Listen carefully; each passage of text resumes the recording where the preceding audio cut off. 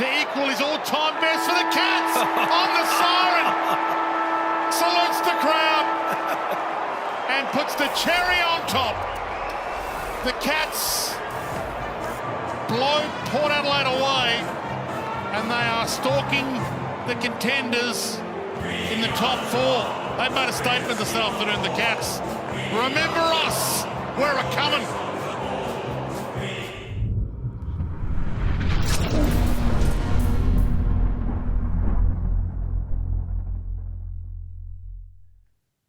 Hello, and welcome to the CREEDCAST. My name is Dave, and as always, thank you for joining us for another week in hell. Yes, your Yartapuulti Footy Club has once again gone down in heavy defeat. A battle against Geelong, not unlike that of the battle for the island of Iwo Jima in 1945, one of the bloodiest battles of World War II, in which while the US were victorious, such was the attrition that saw them end up with a heftier casualty count than the Japanese defenders of the island. Reminiscent of our night or day, afternoon against Geelong, in which both teams saw a heavy casualty count as far as the injuries were concerned. But one team dealt with them far, far better, than that being Geelong, who romped to a big, big win. 5-9-39 was your Yartapuulti score to Geelong's hefty 17-13. 1:15, rainy, gloomy skies on Saturday afternoon. Jamie, we're still licking our wounds. I think both of us are here with a sense of duty to the cause, as we will be here on the podcast every week regardless. But it was a rough one, wasn't it? How are you, mate? Yeah, welcome to therapy, as you've said in previous episodes. I was just about to say hello, everyone, and hello to you. Yeah, welcome. Therapy is now in session. Mm-hmm. Tell me how it makes you feel. Yes.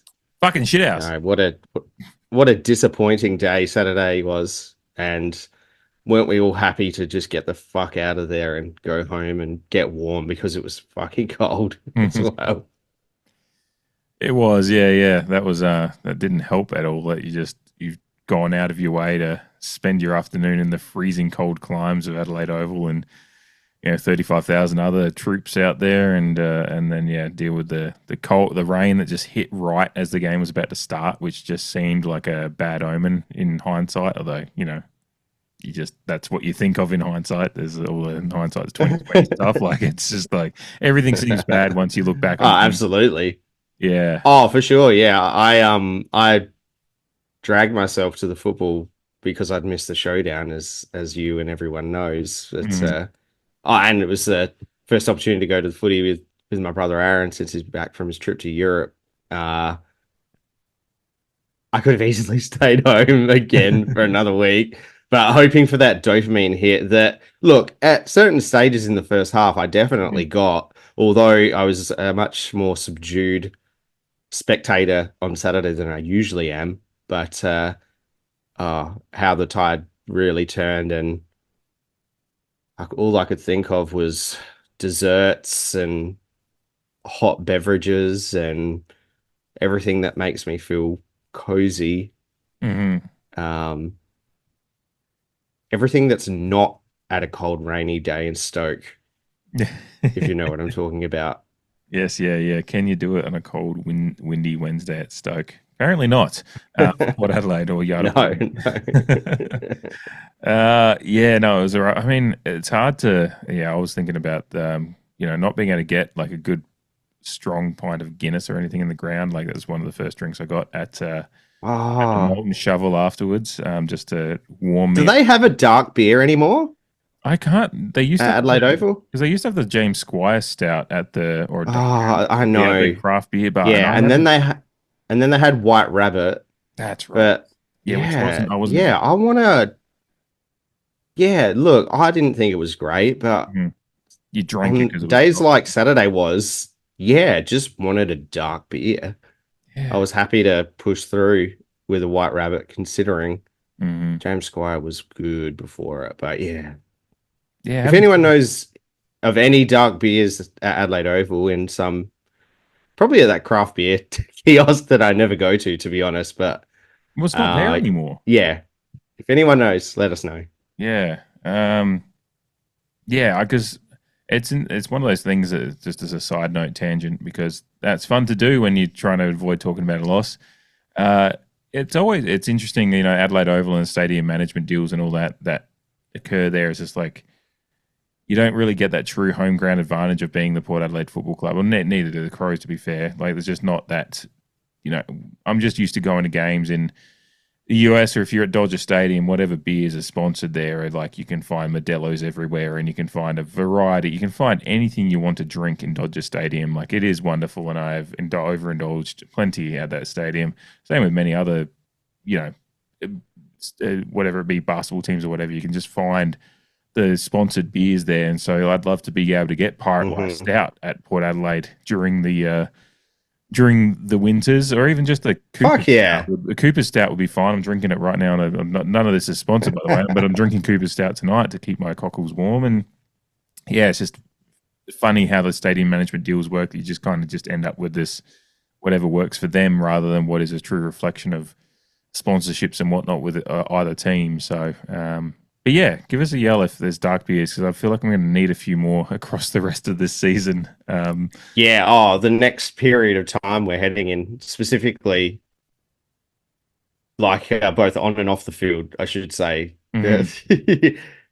dreary gameplay and dreary weather is in recipe for a dark beer necessity. Dark beers for my darkened soul is what will be needed.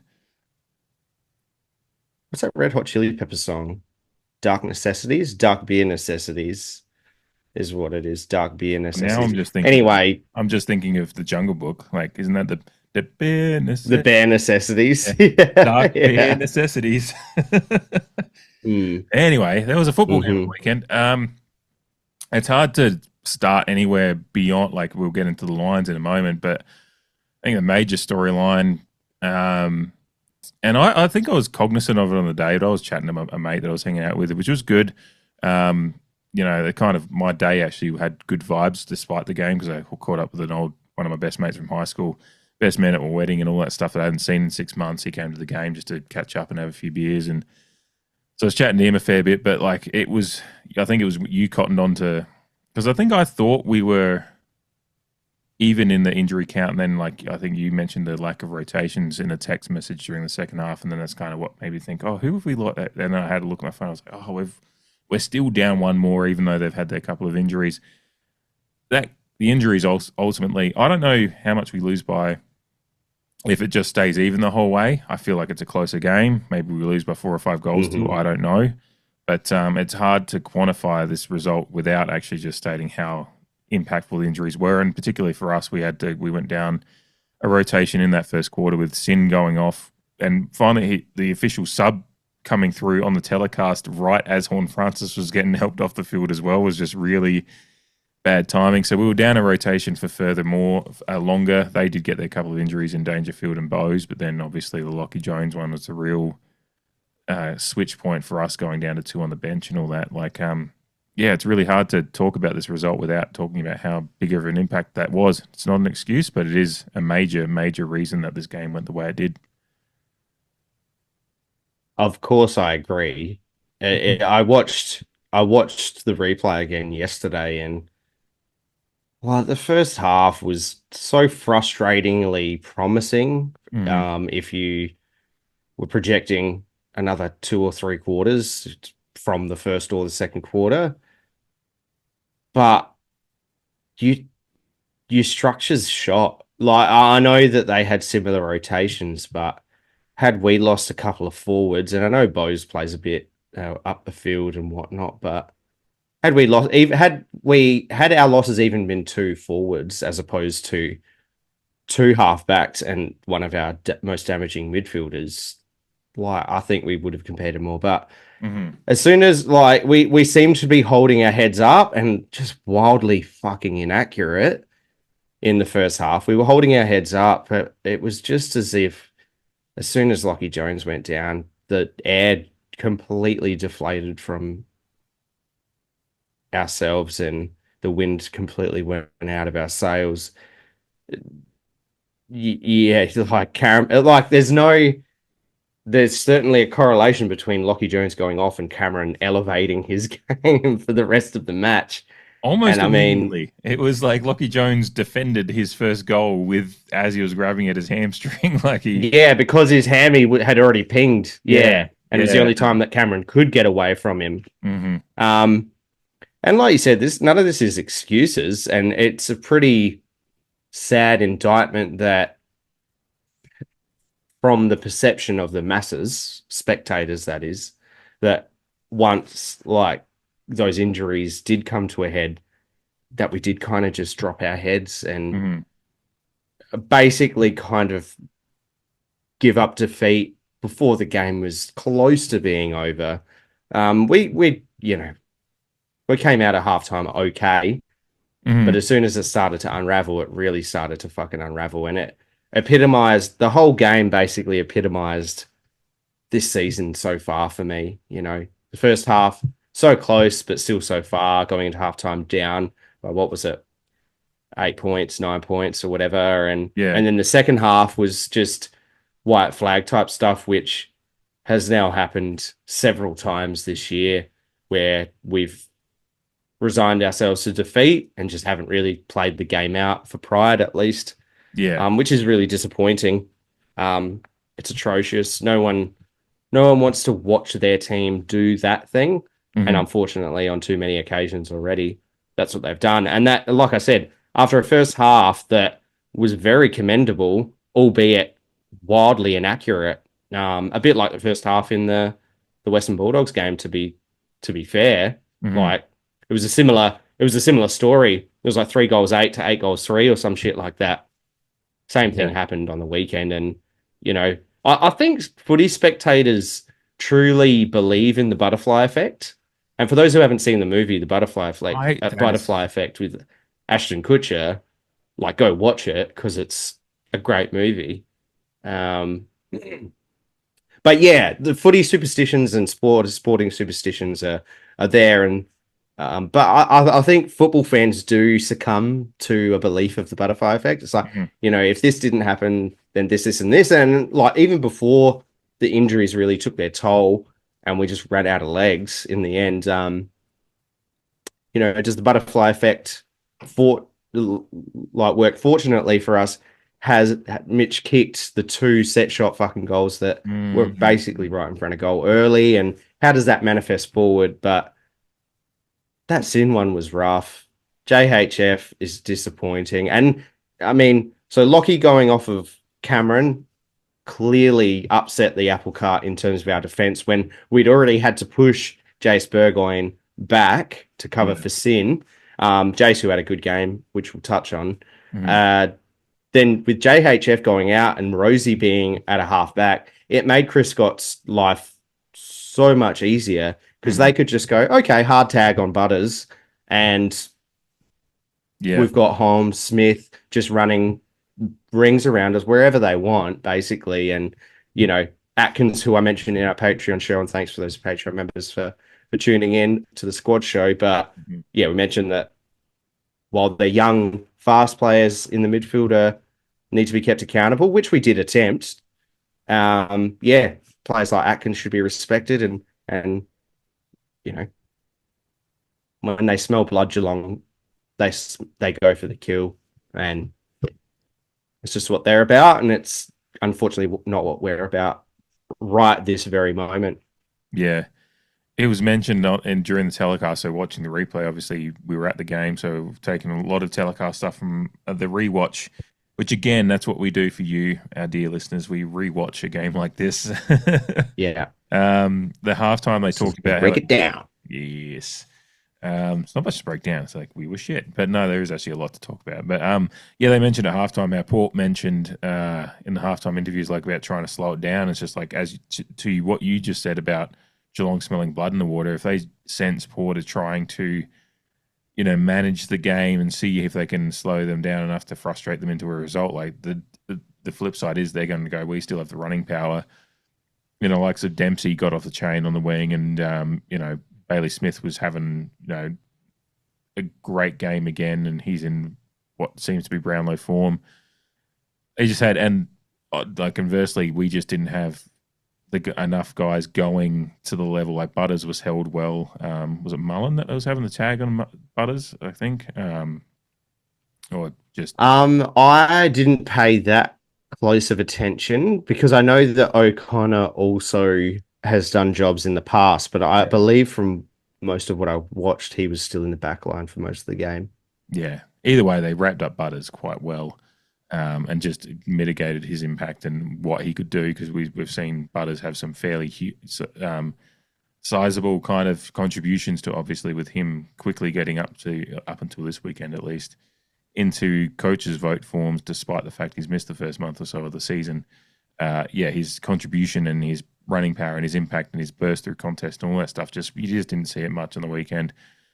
Disposal efficiency was down for a lot of our boys as well, particularly like Butters. Well, Butters went at 75, but he just didn't have the impact that he's usually intended. Yeah, he was sub 200 meters gained, I'm pretty sure. Yeah, with 20 disposals. So he's basically, 75% with 20 disposals is not the Butters game you want. You want him 75% with 30 plus, ideally.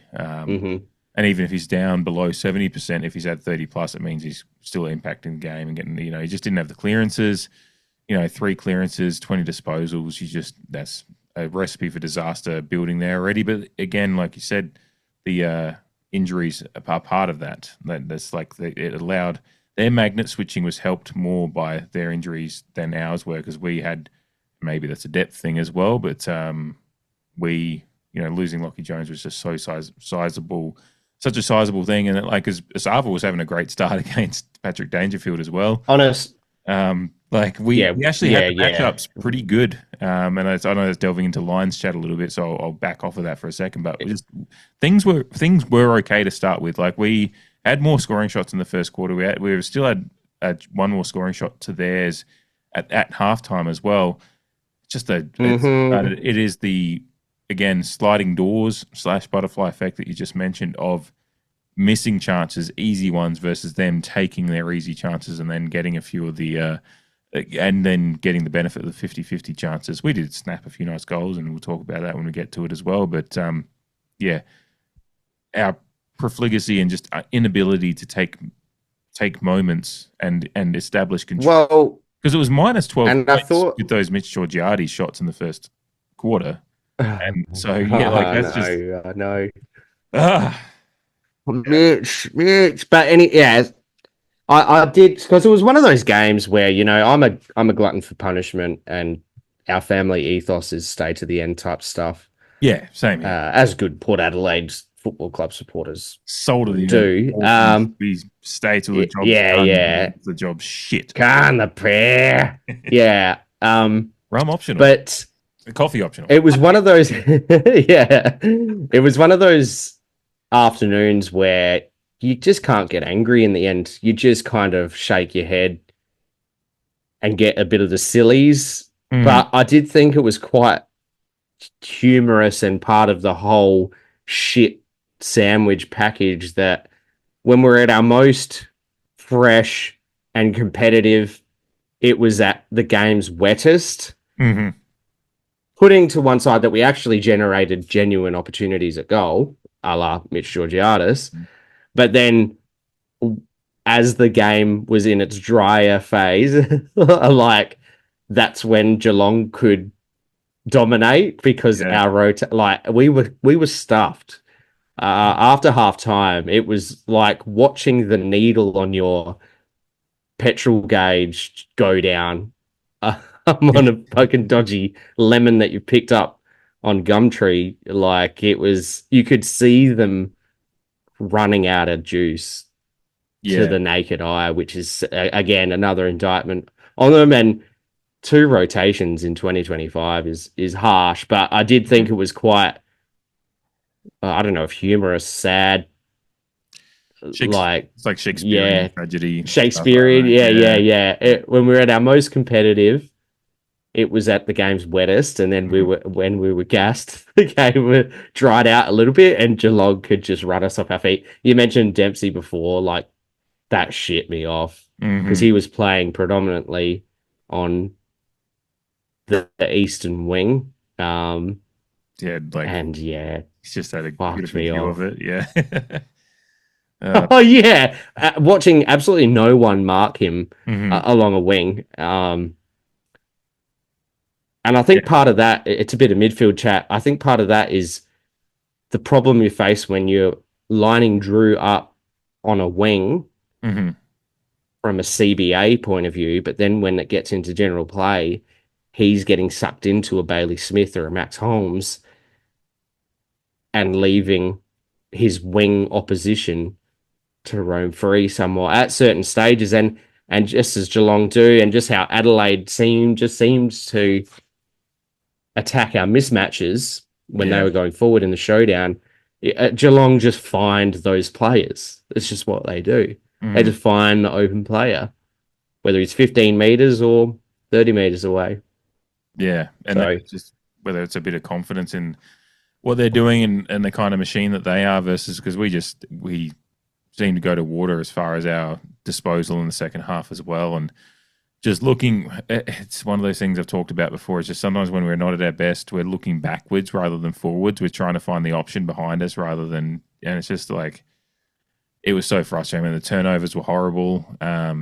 oh, terrible. Yeah, Terrible. bad turnover. It's like at the end of the day, the turnover differential I don't think was huge, but it's like there's turnovers, but then there's turnovers, and we had more of Well, the yeah, I'd like to see scores from turnovers. turnover. Yeah, well, yeah, I didn't even think that I'll get Wheeler ratings up now, but it just felt Well, like just the way the second half played out, like it felt like every time we turned the ball over, we were getting scored against, yeah, like every single time. because our turnovers were just so much worse. Like if they turned the ball over, it was just like, well, they were structured up fair okay to, Mm. well, just their Well, it was that better. Yeah, I can't remember. I can't remember what stage of the season it was, but I made a reference to two magnets, and you're trying to push the same yeah, charged ends together, but they just rebound. Again, it was one of those games where we got to 50 to 70 meters out and just our brains fell out of our heads. We just lost the oh, plot and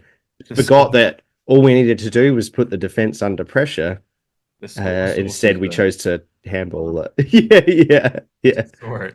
It's What, pray tell, are the score sources? Well, so from stoppage, it was 10 goals 2 to 2 goals 2. Obviously, the bigger number is Geelong, in case anyone has been under a rock.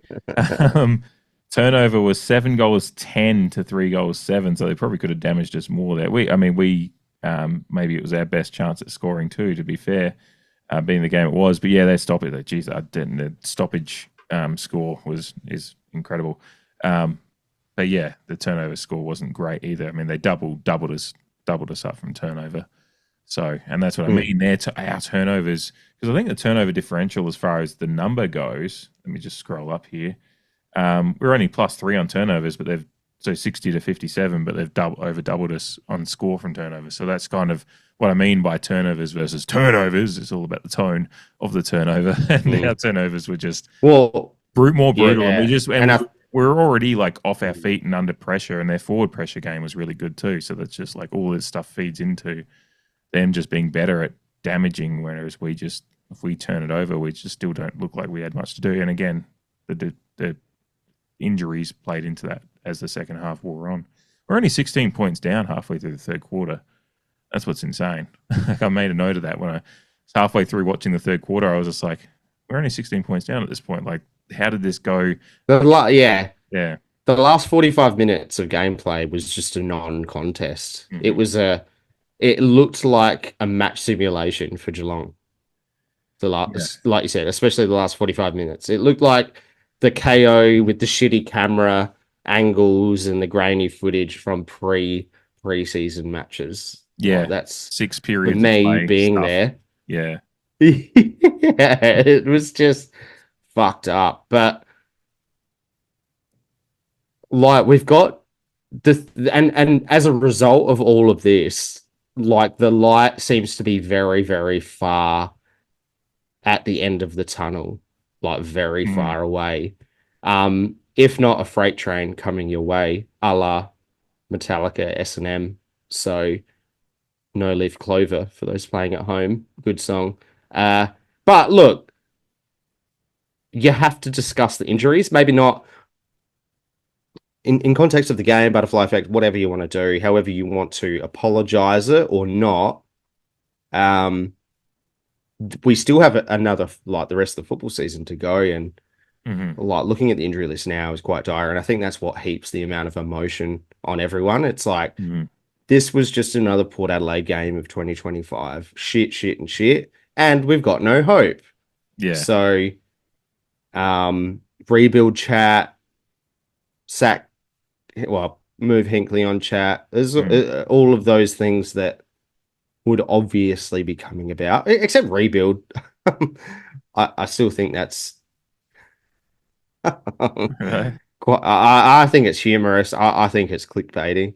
To be honest, the rebuild thing's funny too because, and we'll get into the lines in a sec, so we can get into a little bit more of the individual players. But just on the rebuild thing, we're gonna skim over those lines. Yeah, I tell you, the rebuild stuff's funny because all teams do some kind of rebuild at some point.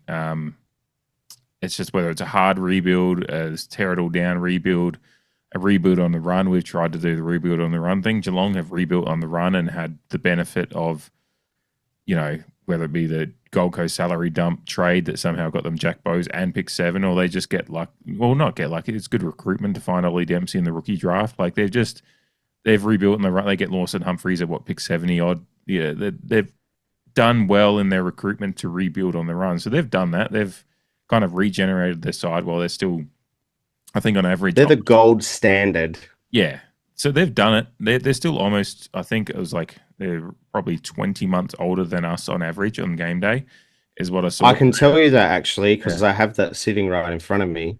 If you would like, Jamie, if you could give me the exact stat. Yeah. What pray tell is the age differential? So I'm gonna extend upon that, but I'll start with the age differential.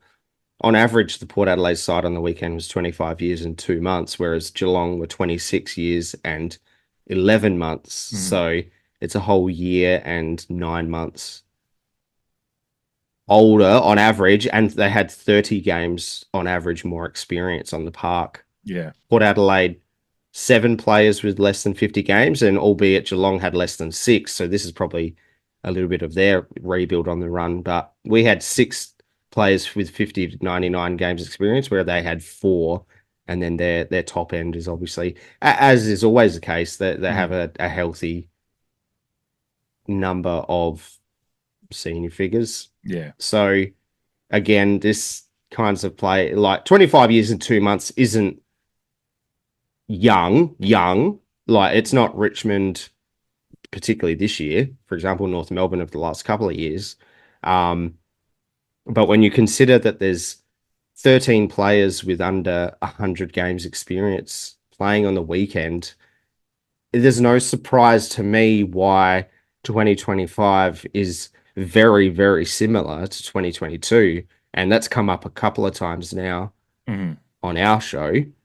I think in the preseason, as the injuries began to commence, we kind of went, oh, this has a bit of 2022 about it.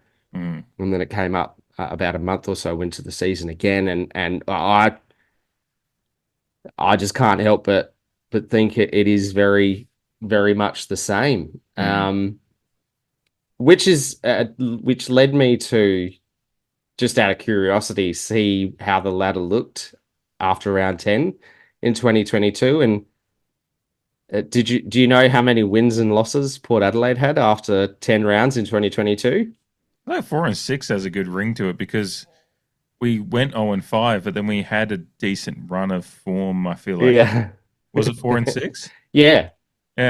We were 4 and 6 after 10 rounds. The interesting part, though, is that 4 and 6 after 10 rounds in 2022 had us sitting 11th, whereas 4 and 6 in 2025 has us sitting 15th. So make of that what you will, but it was just a little bit creepy and a little bit interesting just to... Because by the end of the year, we'll probably end up with the similar amount of in-season surgeries as we did in that year, which was around the 20 mark. And I mean, like, when you look at our injury list, Sin is a TBC, so he's a test. Tyson Goldsack said that he's actually a chance to play this week. Whether he does or not is another story. Jack Lukosius was a first team aspirant. He's still a few weeks away. HORNE-FRANCIS fresh from the weekend. Kane Farrell, Lockie Jones, Todd Marshall. So again, we're delving into Lions here, but obviously you see the kind of month that Ollie Lauder's had, and then you go, okay, well, if a fit Todd Marshall, who was in 2022 form, was in the mix, would he be first team? And you would probably say yes right now. So if Josh Sinn doesn't get up for this week, that's essentially our first team half back line without putting Rosie to one side, not available. So injuries aren't the complete reason, and it doesn't excuse the fact that you turn a professional match of AFL football into a training run. That's inexcusable, but the injuries happen. They have been happening all year, and they're not going anywhere. Yeah. So we have to make do. And to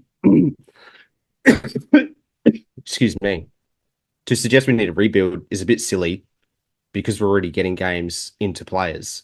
I think we are just transitioning and rebuilding as we go. I think we've kind of alluded to it as well, that a coaching change and the acceptance of where we are in that, I think, was an acknowledgement that we're in a transition. I know the club's trying to hold back from acknowledging it too much or whatever, and I think, whatever, if they want to try and stick to some kind of idea that they don't do that. But I think it's okay to just say that, yeah, you have varying levels of rebuild at different times, or transition, or whatever you want to call it.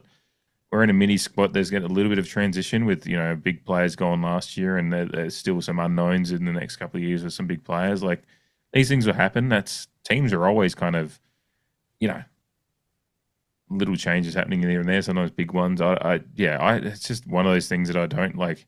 I've had a few AFC customers in the mentions over the last few days that are really trying to use rebuild as an insult. I'm like, yeah, cool. Like, I don't care. Like, if we do go through a mini... Thanks for the engagement, by the way. Yes, yeah, no, I appreciate it. It just adds to the views and engagement and puts the account out there to more people. So, and didn't those two bright sparks just walk into a lion's den of humiliation? Yeah. That's neither here nor there. Exactly. Yeah. Twitter. Glorious, dumb right wing website that it is. I don't.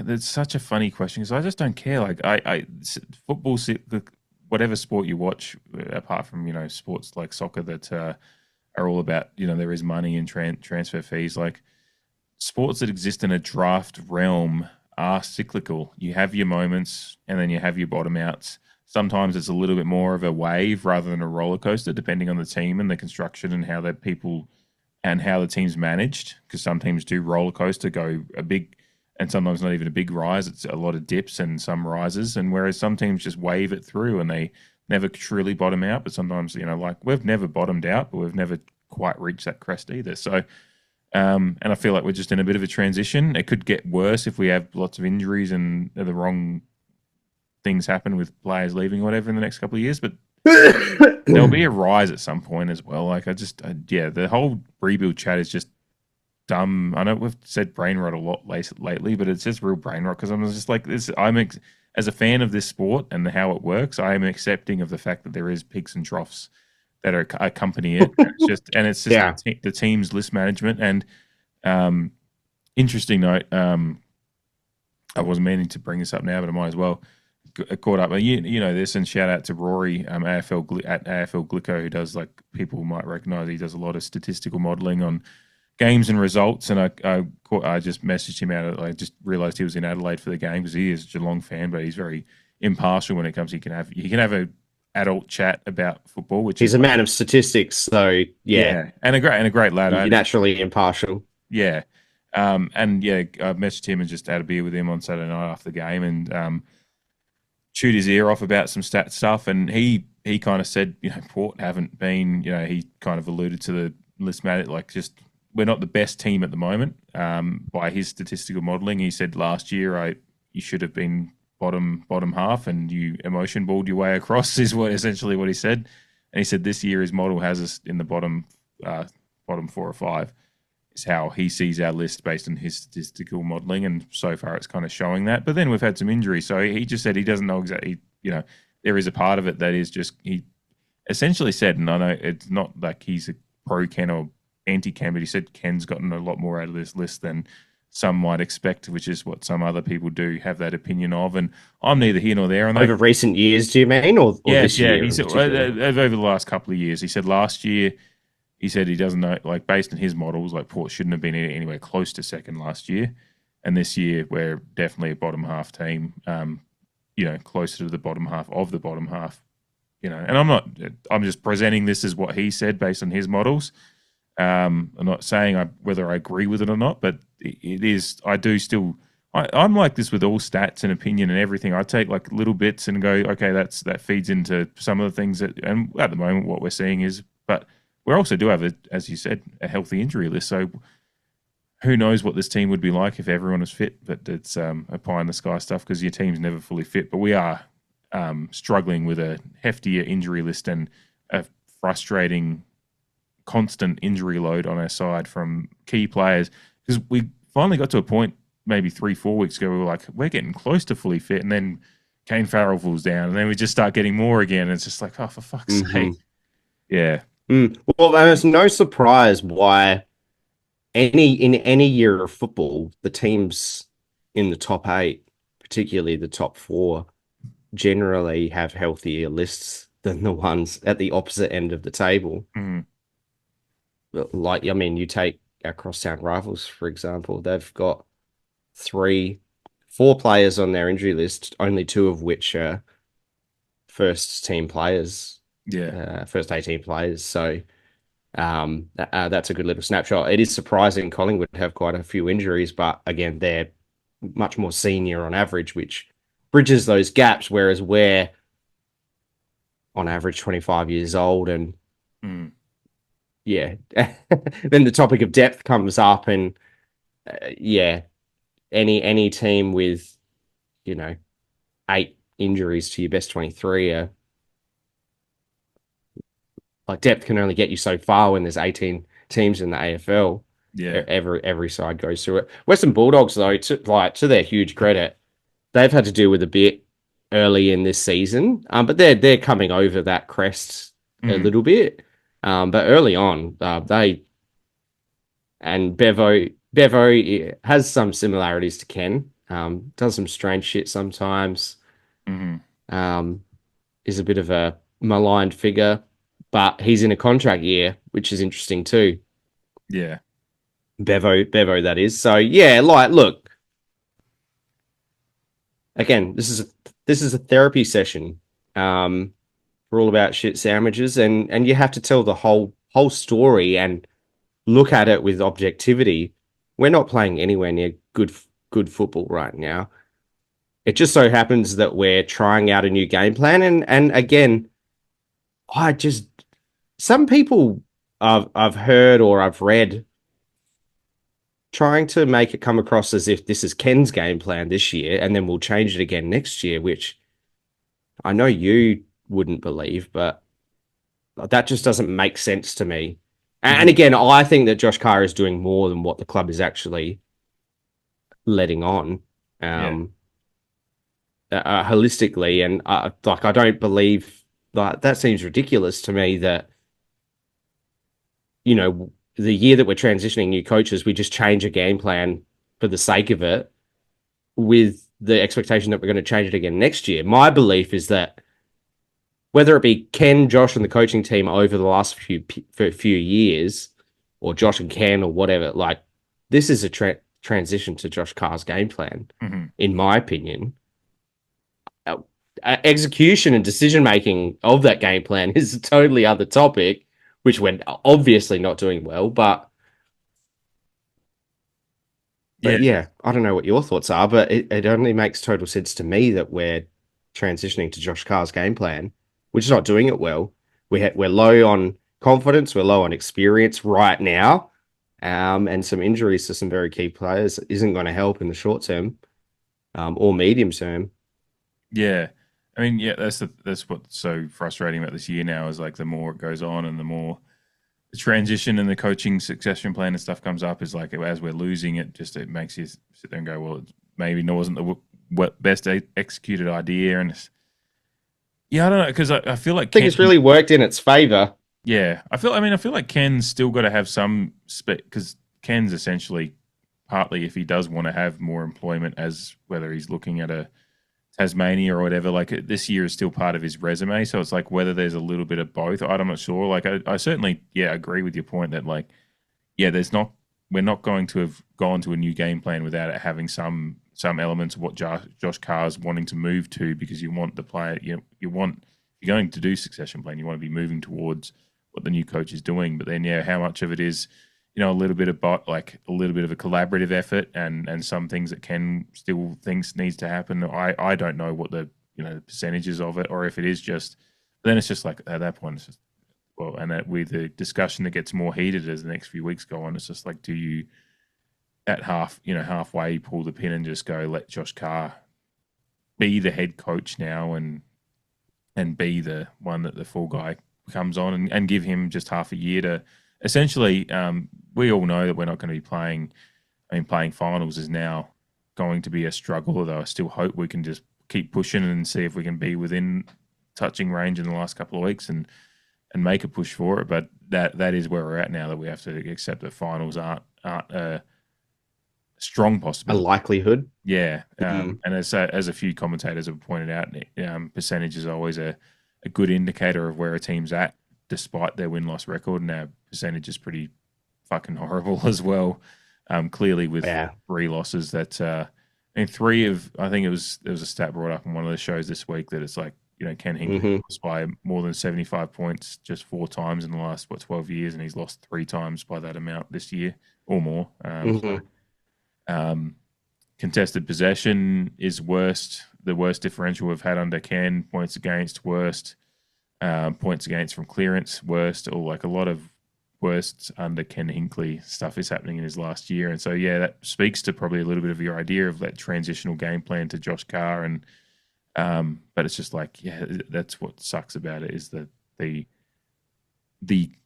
question mark that's just hanging over Alberton about what we're doing at the moment with the succession plan. Would be lovely if it had worked. I'd love to have been talking about the Port in and around the finals mix and playing some decent footy, and maybe just thinking of that dream of that last dance kind of stuff, but it's just not working at the moment at all. And we're getting worse. No, those are some pretty damn statistical differentials. Especially when you got Kane Corns talking about Port being one of the worst teams to follow in the next 5 years. Like, it's that's hyperbolic. It is, and I will not entertain it. It was because no one knows what's going to happen next year, let alone the next 5 years. The only thing that everyone was guaranteed years ago for people. Exactly right. Yeah. The only teams that have really been those teams that you kind of saw from a long way out were Adelaide and North Melbourne, but that's because they both completely gutted their lists. Yeah. Like, that's not a slight on either of them. That's just objectivity. Like, you can't gut your list that far and not have that sustained period of cellar dwelling. So, yeah. And then to double down in regards to Zach Butters. Yeah. It's just ridiculous. And part of this dog and pony show that is footy media, which I have become growingly disenchanted with for the lack of actual football content, unfortunately. So... Yeah, I had a bit of a laugh when I was driving down on Saturday, listening to them talk about James Brayshaw's red hair for half an hour. But then I was just like, at some point, like, I want to get some footy chat. And Jay Clark isn't filling me with much enjoyment for football either. Anyway, that's neither here. First crack, or do you mean like just in general? The whole, I don't. Just packet. something about how he does his stuff just doesn't. I don't think he. I get that he must be a very, very seasoned football writer to get the, job at the Herald Sun after Robbo left and all that stuff. It's just sometimes he says stuff that just he didn't know. Oh, David King made an alert, like someone did a Tyreek Hill celebration in a game a few weeks ago, and David King goes, "Oh, he's done the cheater. He's done the Tyreek Hill." My God, man. And Jay Clark just goes, "Who's Tyreek Hill?" I was just like, I just, maybe I'm just too much of a sports nuffy. I was just like, I don't know how you can be the head editor at it in a sports sense and not know who Tyreek Hill is. I just feel like you're. Well, he's a head footy writer, so he doesn't need to know anything but then else. David And King he's a does. Victorian. And David King's like, and that's what it's just like. That's like a little part of, and He's a baller. yeah, it's just one of my bias things that I think a lot of good people that understand sports and football and like understanding players doing celebrations that allude to other things, like whether it be, Treaderay doing it got mocked for doing the phone call celebration, not realizing people weren't like, he was a big Arsenal fan, he was doing the Thierry Henry, you just have a little bit of knowledge of what's going on around the world in the zeitgeist of sports fandom, because all sports do kind of interlink a little bit at the moment because of how easy it is to follow them all around the world. So, and Tyreek Hill's a pretty big player in the NFL, so I just would have thought someone would know that. But yeah.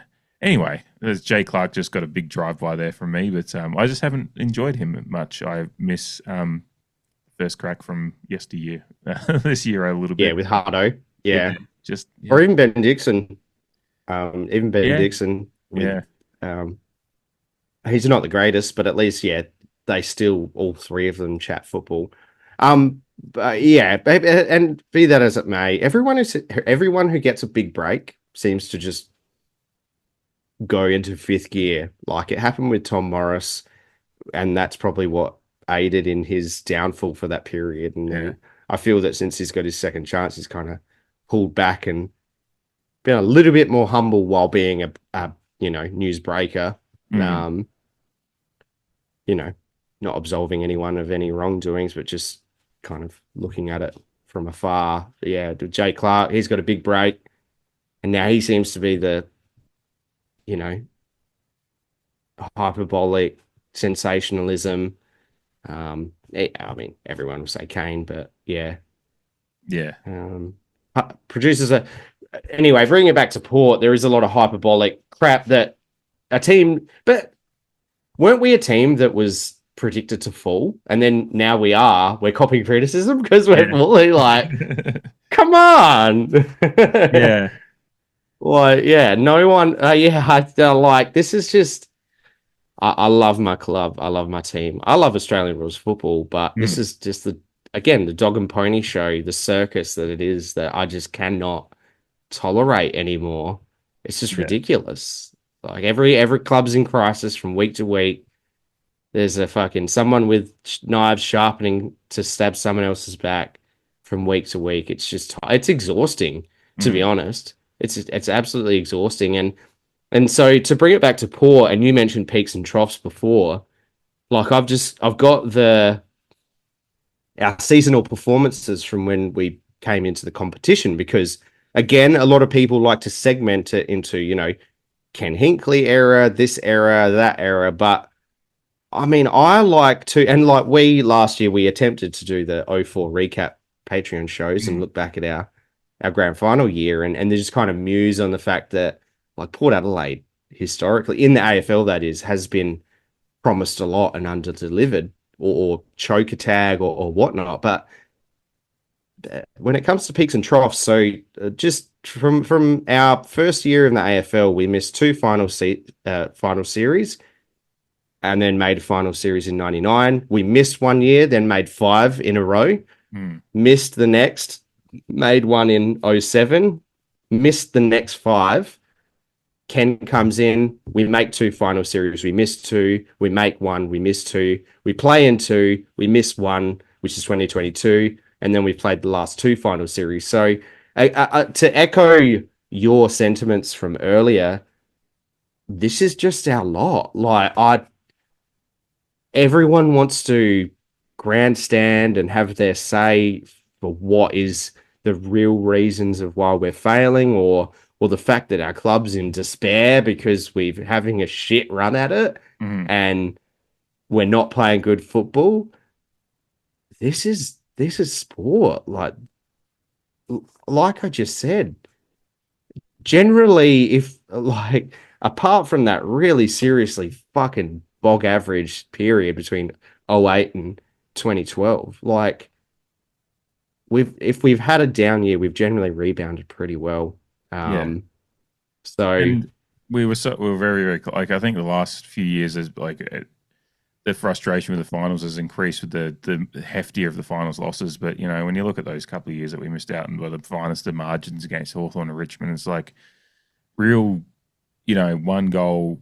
It's the guys listening to the Anfield Rat guys talk about how, you know, one or two or three or four goals is the difference. Like at key moments in the last 10 years are the difference between Liverpool having two more Premier League titles, two more Champions League titles, possibly. Like there's just fine margins to these things, and it doesn't excuse Ken's finals record and the legacy will be, you know, hasn't made it, the longest tenured coach. All those things are facts. It is also just having that ability to be like, things aren't never as bad as they seem. Sometimes they're not as good as they seem either, and like we're just somewhere in the middle. And we haven't ultimately reached the goal, but the stuff, all the doom mongering about the next few years, and who knows if we do not get the re-signings of a few key players, and there could be a lean few years ahead. We don't know.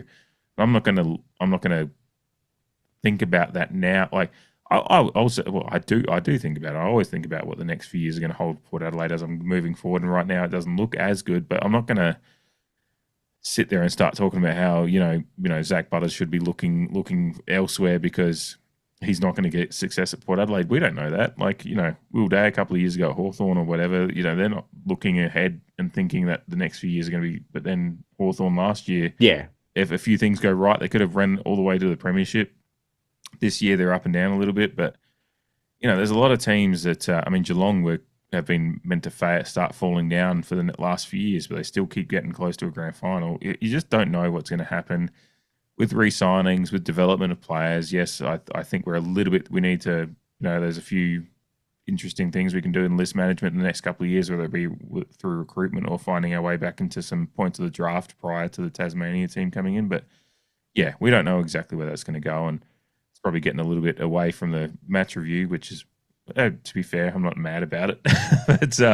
But all these conversations are born out of what happened on the weekend. Exactly. So it's all relevant, and it's what is being discussed within Port Adelaide circles. So naturally, we're going to talk about it as well. It's all part of the package.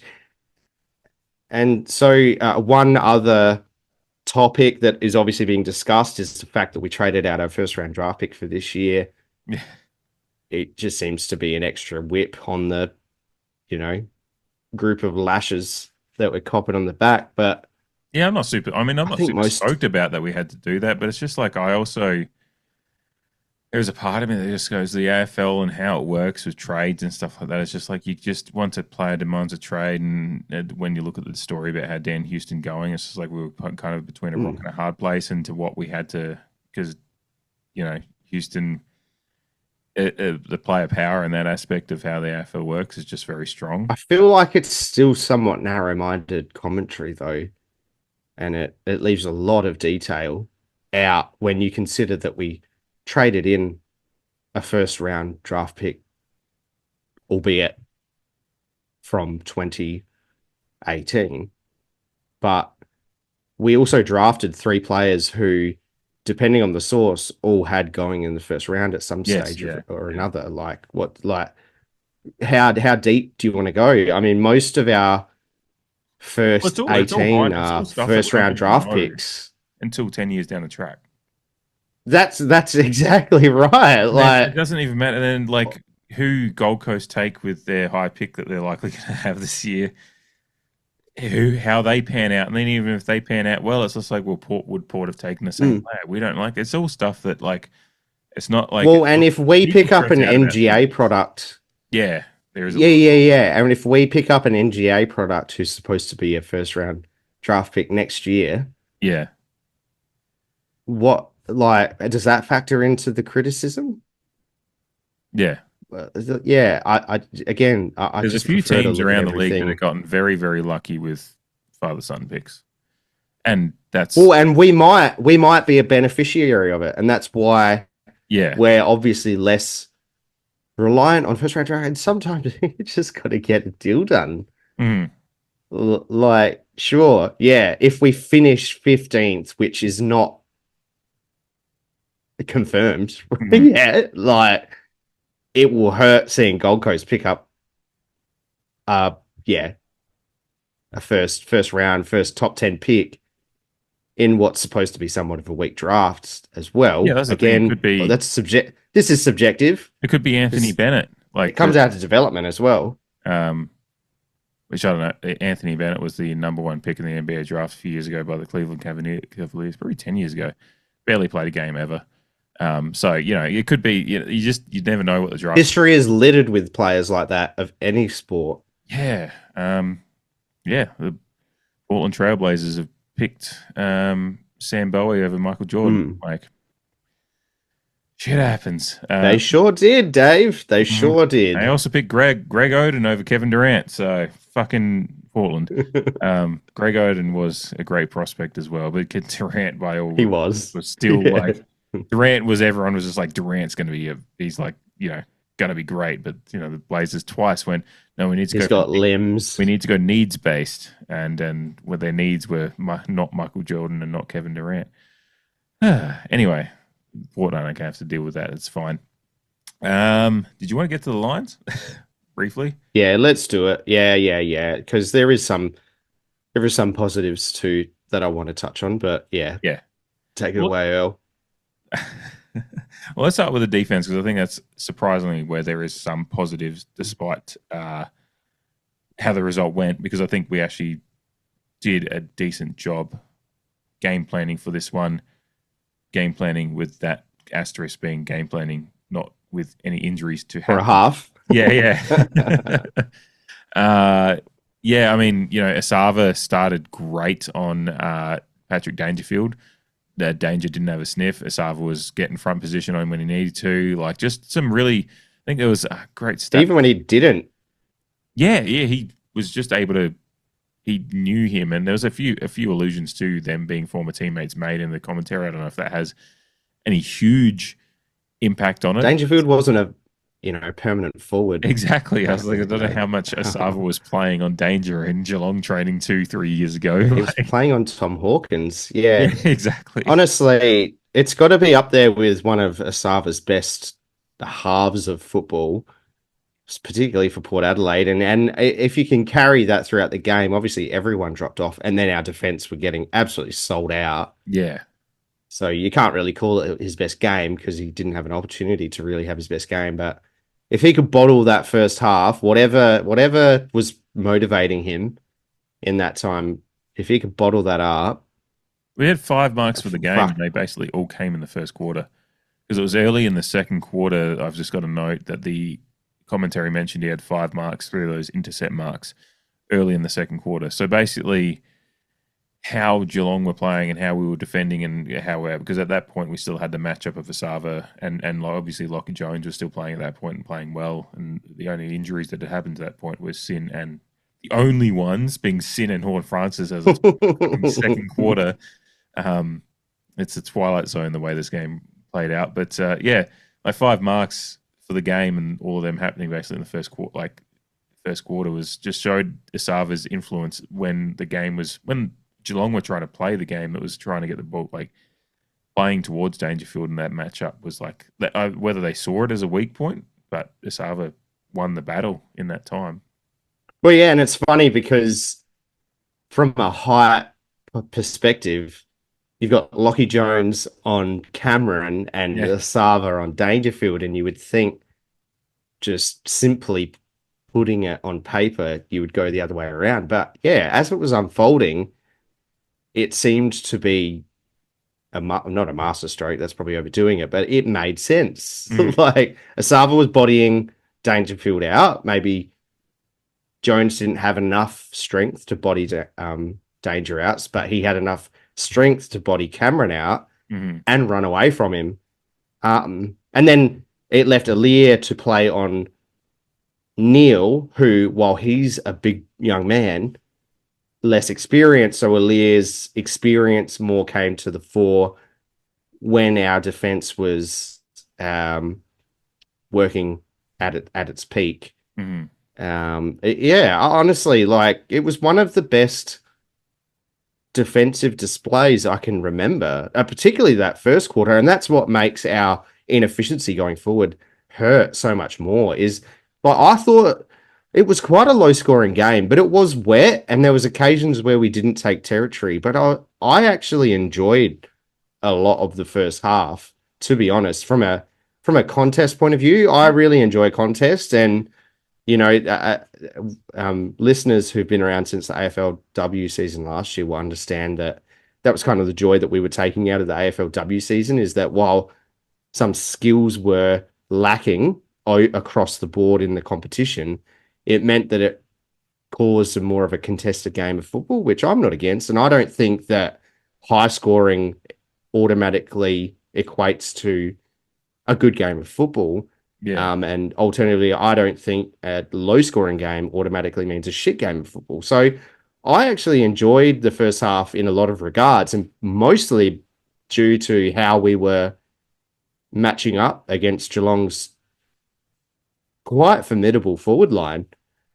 Again, I just would have loved us to punish them down the other end, but we'll get to that, obviously. Yeah. But yeah, in terms of Aaliyah, Asava, that when we brought Asava over, that first quarter, but that first half as a whole, that is what people probably could have hoped for, but it wasn't probably going to be realistic first up last year, and it didn't end up being. And Zerk Thatcher obviously came to the playing table as well. So yeah, that first half from them two in particular, and then Lockie Jones, like he's given us so many glimpses of a career best year, while also having to deal with more injury setbacks. Yeah. It was his stat line for his time on the field was great. But yeah, it's so brutal seeing that he's out for 6 to 8 weeks, because he's. Yeah, I mean, we mentioned it before, but Jeremy Cameron, who ended up with 7 goals and was Lockie Jones' direct opponent for that first 40% time of ground that Lockie Jones had for the total game, Jeremy Cameron didn't have a sniff at goal, really. And then his first sniff at goal and then in turn goal came from Lockie Jones' hamstring pinging, and Cameron taking advantage of that for that split second, and Jones stood the mark for that one and then went off the field after that, and we didn't see him again. It's just,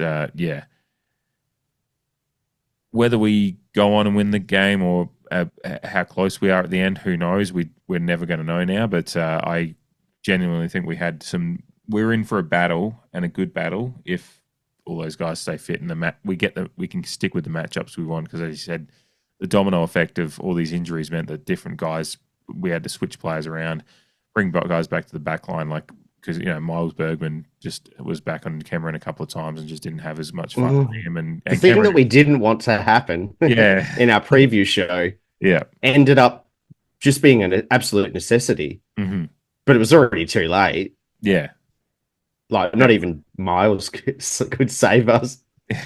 At that point, and Cameron had grown into the game as well, because of the fact of the injury. So there's all these just sliding doors moments that happened throughout that period of time in which we were still in the game. And as I said, we were only 16 points down with half of the third quarter to go. It was actually still in the balance technically as a game, but because of the injuries and the lack of rotations, I mean, I think just on the rotation number, just quickly, I meant to bring it up before when you were talking about it, but we had 53 for the game, and we averaged almost 70 rotations for a game. So we were basically minus 16, minus 17 on desired rotations for how we play the game.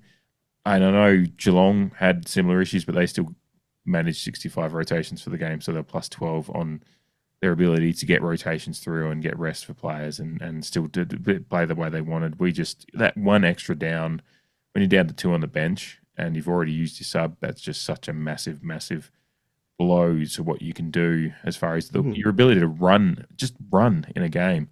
It's just shot. Well, and the structure, like we've just discussed in a couple of different ways, like the structure was kaput. Their structure, alternatively, while they still had one less rotation on the bench post sub, like their structure nowhere near suffered as much as ours did. From where we took hits. Yeah. So again, yeah, it's no one thing is an excuse. They're all reasons, but it is a big picture. And yeah, our defense line, considering how easy the ball ended up going in there for that first half, I thought they were flying the flag admirably. They'll be giving us a platform to try and go and do the thing down the field, and we couldn't do the thing down the field, which might be a good time to move to the midfield. It's hard to win a game when Zach Butters doesn't really feature. I know he gets his 20 touches, but yeah, we just didn't get much luck in the middle of the ground. It wasn't a great game for classic ball movement and stuff like that with the skills on display. With it being wet early, it doesn't start well, but yeah, I mean, there's some serviceable performances in the end, but I mean, Rosie goes into midfield late, but is predominantly halfback still. Ollie Wines has a decent game, but beyond that, Willem Drew goes okay, I think, without shooting the lights out of the game. But yeah, when you're not getting the game out of Butters, and obviously the big one in Bergman, we know he started in midfield again, but gets moved around with the injuries, and obviously Jason Horne-Francis goes off without really having much of an impact because of that early injury. Just I mean, Butters and Horne-Francis are the two of the biggest young stars in our midfield. Neither of them have. Well, and they leave the tag question lingering throughout the whole game because if one's getting clamped, generally the other one's taking advantage of not having the tag, and then it provides that challenge for an opposition coach. And like I said off the top, it just became very easy just to clamp down our out and out A grader in the end with, like you said, Rosie featuring and us rotating some other pieces in there, which haven't had a lot of CBAs this year, but it's just all too easy. Yeah. Like our midfield group ended up defensive and much less dynamic because Mead, Drew, Wines are all kind of defensive role-playing midfielders. Our pizzazz was just gone, shot. Bergman, who we, again, in our Patreon show, mentioned that it was quite an interesting prospect because we thought he was a better matchup for Smith or Holmes, considering that they probably shade Drew for pace, and that was evident as the game wore on. Again, rotations don't help. But yeah, so you're giving them an easier way to lock down on our only A-grade midfielder from a game-breaking point of view. Ollie Wines is obviously still an A-grader in my view. But then you take away our main tagging weapon, which is a bit of a slight on Willem Drew. Like we love Willem Drew, obviously, but it was just the matchup. Bergman had a better capability of running with a Smith or a Holmes. Drew, not so much, but in the end, we had to go with that. Yeah. Burgoyne had already been rotated back, so our formidable wing role is knocked down a notch.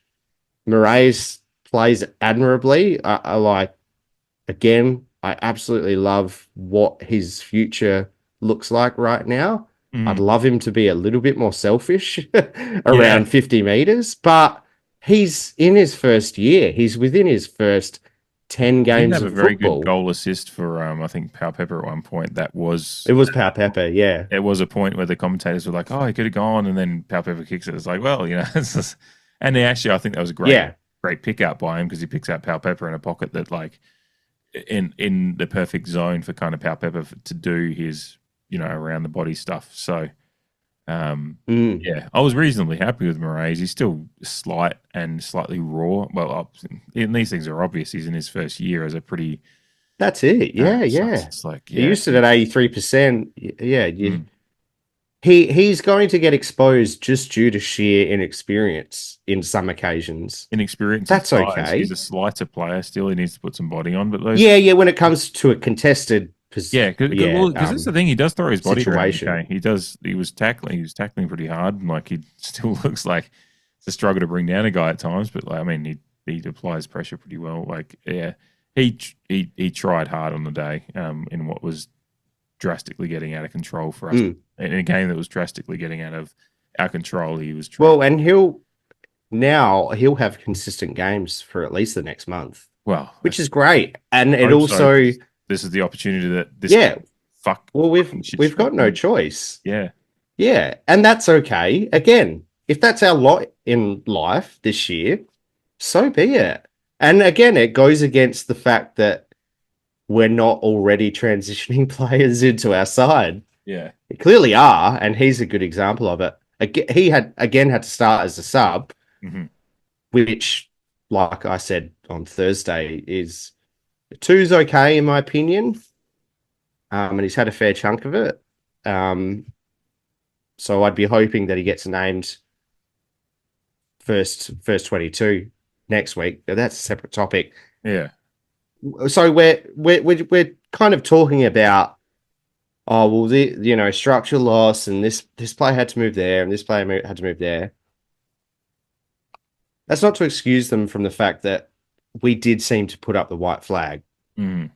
Like it is a bit of a elephant in the room, because there's reasons for a lot of things that happen in life and in sport, but you still got to tough it out. And it didn't seem like we wanted to do that for the last 45 minutes. Yeah, and a lot of that starts in that midfield. It absolutely starts there. Yeah, absolutely. Yeah. And just not enough. And again, I still just don't know if we know. And I guess it's like when you're trying to play with so many things, getting the midfield mix right when things start to go badly, we really just couldn't quite find the right mix to be able to get Butters in the game. Like we just couldn't do that because he had 80%. He was our top CBA guy beyond Vicentini, obviously. But beyond that, it was Willem Drew was 60%, 56% for Ollie Wines, and then it drops down to the 30s and 20s for Bergman and Rosie. It's just we just can't get a consistent mix going, and part of that's down to injury and stuff like that. Certainly in this game as well, but. Yeah, with Butters getting 80% of CBAs and being a clearly number one CBA midfielder for the game, and him having just no impact means that we just haven't got things right in there, and they've been able to put the tag on, and usually you'd hope to get someone else in there to be able to, okay, they're tagging Butters, get someone, but then HORNE-FRANCIS not being able to, because he's the other explosive ball kind of guy, and Ollie Wines had as I said, had a decent game, but he just couldn't get, he wasn't. They're involved enough in the middle to be able to have that impact. And and then Geelong's pressure and our inability to utilise the ball well as well going forward didn't really help in that aspect either. As the game wore on, I think we were okay going forward early. Okay, not great. But we gave Mitch Georgiades 3 opportunities, and maybe that's a good segue. If you've got anything else in the midfield, go for it. But we had opportunities early in the forward line. We could have put a decent score on the board in the first quarter. It should have been 4-2 rather than 2-4. And at least you would have built a platform for that first quarter. And whether or not we win still with the injuries that happen, who knows? But the forwards are definitely on. I'll just mention now. Mitch Georgiades is my watch for this week because and it was very close to Ollie Lord as well. Like I don't know who I was kind of like I could put both of them on there. Ollie Lord for a second week in a row because Ollie was getting who was he as director? I had it noted in my notes. He was getting worked hard by De Koning? No, it was, Henry was the one that I had. Oh, Jack, yeah. What was too? I've got it. Ollie Lord I just in my notes in the first quarter. I've got Ollie Lord getting worked twice by Henry within a minute. He just was getting worked by him, and easily worked. And it's still just, again, to allude to my notes from last week about him being in the system for a few years, it's just you'd like him to be better at figuring out how to body and match up with a defender, and not even I mean, Henry's very, very good, but he's not getting the main. He's not often getting the lead defender in any given game. I mean, so it's just like I just want to see more from him in those situations. But then Mitch Georgiades did get the benefit of a little bit of space and found good opportunities to score early and didn't. He's doing the hard work. Like he's frustrating. He's doing the work. Like, and we said either on the main show or the Patreon show last week, like, you're expecting 4 shots on goal from Mitch every week. And we said, yeah, four shots on goal. If he's kicking 3 goals, 1, you're right as rain. And and as we say that, he kicks 1 goal 3 just to rub our nose in it. And that 1 goal came, it was the 5th goal of the game, which was George's pocket. Yeah, but it was at the point where we were 50 or 60 down. So it was like at the point when he could have had an impact. Whatever. He fluffed his line. For me, it was only when I watched the replay that I remember that he kicked a goal, because in my head he was 0 goals 3 for the day. From when I was down there, because I just didn't even notice who kicked the last one on the day. That's how distracted I'd gotten by the end of the game when I was down there. So yeah, the 0 for me, he was 0 goals 3 in the important part of the game, and he arguably kicks the hardest shot of the day is what he kicks, which is what's ridiculous. I think obviously that opening shot was a horrible miss. Because I'm just trying to look at the X score plus minus. Fucking Jeremy Cameron had an X score of 29.9, but obviously he actually went 13.1 above that. But Mitch's X score was 15.8. He was minus 6.8 on that. And I think, that 1 goal he kicks made up a fair bit of that as well. Like, he would have been worse. Like, he's worst for the day anyway, but if he hadn't kicked that goal, he'd be way down the bottom. Well, he's at the bottom anyway, so I don't know what I'm saying. But you know what I mean. It could have been far worse for Mitch. And for a guy, if he's getting an expected opportunity like that, an expected score of almost 3 goals, X score is based on the probability of scoring. You're thinking he's probably going close to it, but he was very, very close to being quite far away from it, and that's just unforgivable. Yeah. It's just like, I don't know where these yips come from with him, because we talk about him having a decent action when he's in, and it's just like he hasn't had much attrition this year. The game's been going his way a lot, but when he's not kicking well, he's falling off of his kick, and you'll see it when he goes to kick. His left shoulder kind of just dips, and he loses, and that's where you see it. Is that shaving left or shaving right? Is that just a concentration thing, like a bowler's action? Like, that's just got to be it. I draw that comparison a lot. Is there a physical ailment? Like, unless there's a physical ailment, the only thing is just mental application to the set shot routine. Exactly. It might just be being too comfortable in the moment rather than switched on to the very last moment. A bit like watching the ball onto the bat in cricket to draw a different comparison, as opposed to just seeing the ball when playing a stroke without watching it the whole time. But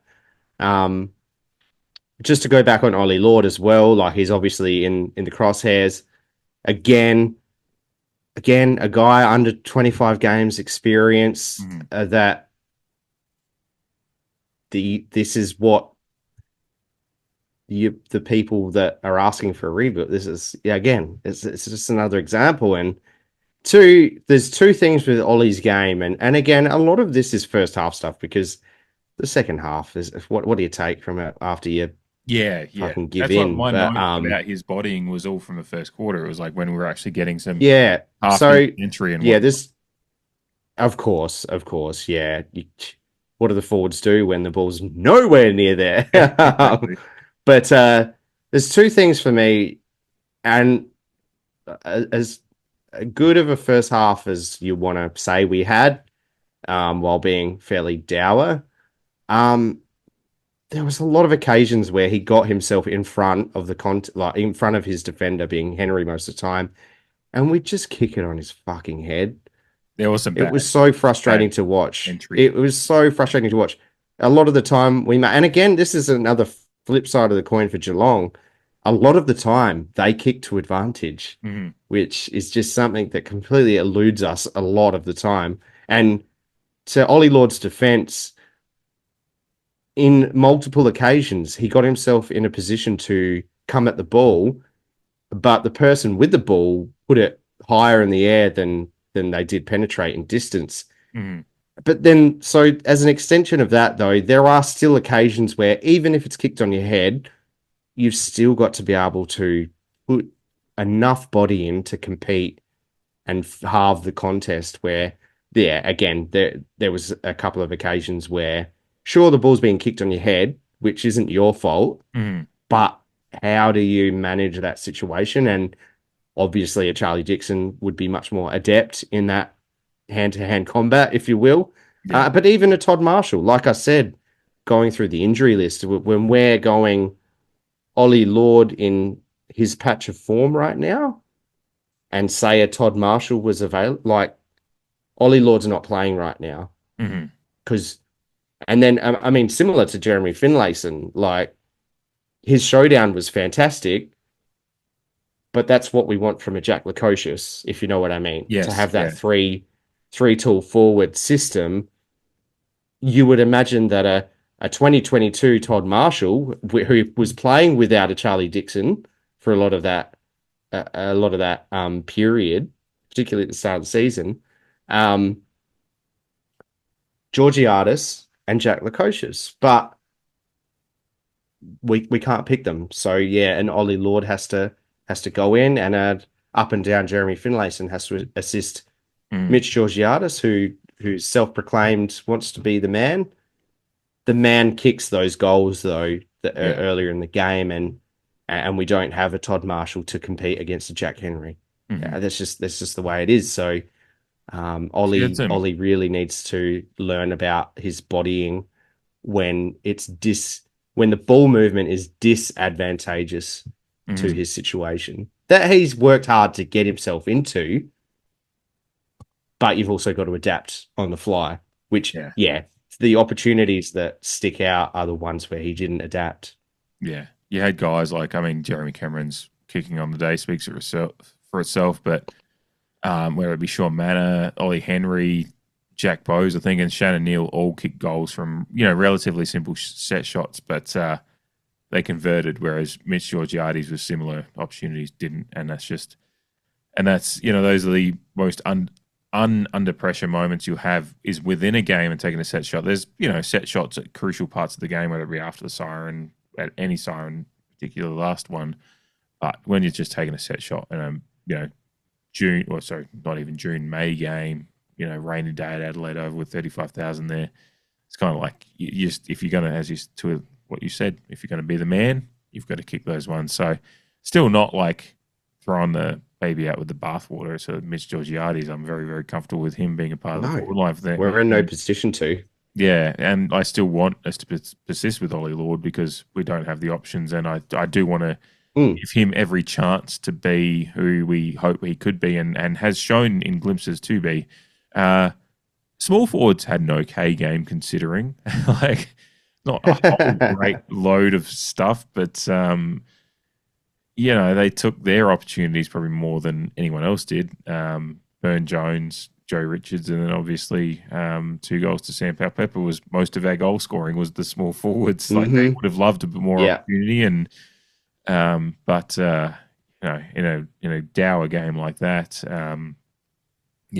and with not a lot of help with both the entry coming in and then not a whole lot coming to ground for them, they took their opportunities. I can't say much more than that, but I can't, not super. Can't really fault them, to be honest. Yeah, I think Powell-Pepper had small a really forwards. Good game. There's a stat that I think I shared So do I. on the Instagram page. Each team's best kick going inside 50, and ball retention rate, and it's minimum a certain number of kicks. Can't remember how, but whatever amount of kicks going inside 50 and the ball being retained, our best kick going inside 50 was Darcy Burn-Jones so far this year with 72% of kicks inside 50 being retained by the team. So, he's having a decent year. He kicks a nice goal again today and 2 days ago, 3 days ago. Who fucking cares? Time's a flat circle. We lost. But I can't blame too much of what was going on small forward wise. Willie Rioli tried hard, almost had a goal of the year. Almost had two of them on, I think, but there was one later on in the game that he evades a couple and almost puts one through, like dribbles, and I think it hits the post or gets touched. Actually, that one gets touched. Like, it was very, very close. What did you think of Willie's game as a whole? I think he tried without getting a whole lot of result, but I think he was certain. I wasn't super unhappy with it. I just don't think it was. He had 15 disposals. He has 5 tackles. And almost kicks a goal of the year. Like, if he has that kind of stat line and kicks a couple of goals, we're probably pretty happy. It's just one of those I think he got around it enough and tried. Just didn't have a whole lot go. I think for him outside, he just needed the goals, and then it probably looks like a decent stat line if he gets a couple of goals onto it. Yeah, it was interesting. Being there live at the ground and then watching the replay, I thought Willie tried hard. They obviously put him into the middle again. Again, we're trying different things this year. This is a year of trying, a year of transition. But Willie looked like Willie tried hard, but to me he looked like a guy who'd been under the pump for 2 weeks mentally. Still. Yeah, he looked like he wanted to do just enough. Sorry, he looked like he wanted to do just enough without rattling any cages, if that's one way to put it. Inadvertently or advertently, if that's even a word. He had an okay game. So you think he was just in his shell just a little bit? Yeah, I do. Yeah. I think he still had a million things going through his mind, just judging by some of his body language. And it's not a slight on him, and I don't, I was going to say I don't blame him. He is culpable for his own actions in one regard, but I just I don't think he was 100% mentally, but he bridged that as best as he could have through effort. Yeah, it's one of the things he hard probably needed for a small forward. He probably, for himself, if he declared himself ready, he probably wanted to get back on the field and just get past it. And like we said on Thursday, a home game on a Saturday arvo is the perfect way to do that, because now we go interstate. Yeah. He's got a game under his belt now. Yeah. Yeah, he probably had probably just a lack of combative edge that he usually has, is probably now that you say that. But otherwise, I still think he was, like I said, 15 disposals, 5 tackles. There was some second efforts too that were 4 score involvements. Outstanding. He had a reasonable Willie game without just getting the and like I said, that weave and tried to bounce dribble through was, like I said, going to be a goal of the year contender for the week. If he'd finished that one off, so got very, very close to a decent. And again, if the injuries don't happen and we keep ourselves in a closer game, does that bring him into the game later on? With that stat line that he's already got, with the game that went away. And are you needing to put him into the middle, or are we actually winning more of our fair share and supplying him in his most dangerous portion of the field? Yeah, these are all unknowns now. And I'm not criticizing his game, because I thought it was a well and above a decent enough game, but it just made me sad a little bit. I don't know if anyone else saw it or saw him the same way, but the eyes are the window to the soul a little bit, and I don't know, I was just seeing a bit behind his eyes that kind of made me haircut as well. Kind of made me sad a little bit.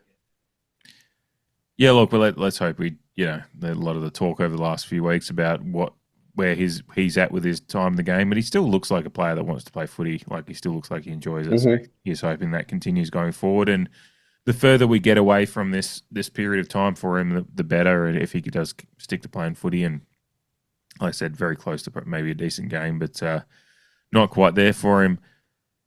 Before we get to, and if you've got anything else, as I always say, go for it. But before we get to segments, I just wanted to make a note watching the replay. Dwayne had a sneaky good game on commentary just for his. I don't know if you know. I've got a few here. I didn't allow myself to really, to absorb it. His two clubs, it must be said. Yeah, there was a lot going on with Dwayne. Actually, he said he made an allusion to being a good year for bird watching. Because of the bird stuff with Bailey Smith and everything. Flipping the bird. I got that one. Yeah. He had a good. There was another one. So there's another one in the first quarter. He goes, Sam Powell-Pepper, perfect from the pocket, just like in that Dwayne. Yeah, the alliteration. Yeah. I got that one too. Now that you said that, yeah. He did have. He did have a very good commentary on the goal review for Ollie Dempsey's goal, because everyone else is kind of like wondering why that was being reviewed, and he kind of did allude to the fact it was just a bang, like who's the goal umpire. Yeah, like a pinball. Because they were like, oh, the goal umpire hasn't even made a call. Cool, when do they do that? And Dwayne was just like, well, if they don't see it, like that's what happens. And he made a comparison to a few years ago when a goal umpire got knocked over on the line and didn't see it, so they didn't have a soft call to make. And everyone, the other commentators are like, oh, that never happens. That's ridiculous. And he was just like, no, Dwayne's just going. No, it's happened. That's correct process, and it all worked out. I'm pipe. Just listen to me. Yeah, exactly. I'm pipe. Pipe from Paraka. Pipe from Paraka that loves a Powell-Pepper goal from the pocket. A perfect Powell-Pepper pocket goal. Yeah. He had another one. Pick peppers. He had another one with Rosie. I think it was when it might have been when Lockie Jones kind of hospital handballed one, and Rosie ended up on his ass, and Dwayne said he bounced up off his rosy cheeks. Come on. I love that one, but the best one I think that he had was when they were talking about he was talking about Patrick Dangerfield in the last quarter, and he goes, bit like Southwark, once number one in this state, now they don't talk about him much. That's so niche. Like no one is getting that. No one outside of Adelaide. Even people in Adelaide younger than like fucking 20, 25 aren't getting that. Yeah, you have to be a bit of a degen probably to get even but it's just some good beer. Southwark. Actually, Southwark do a great stout. I love Southwark stout, but because it's Southwark, it's hard to find. Yeah, exactly. Yeah.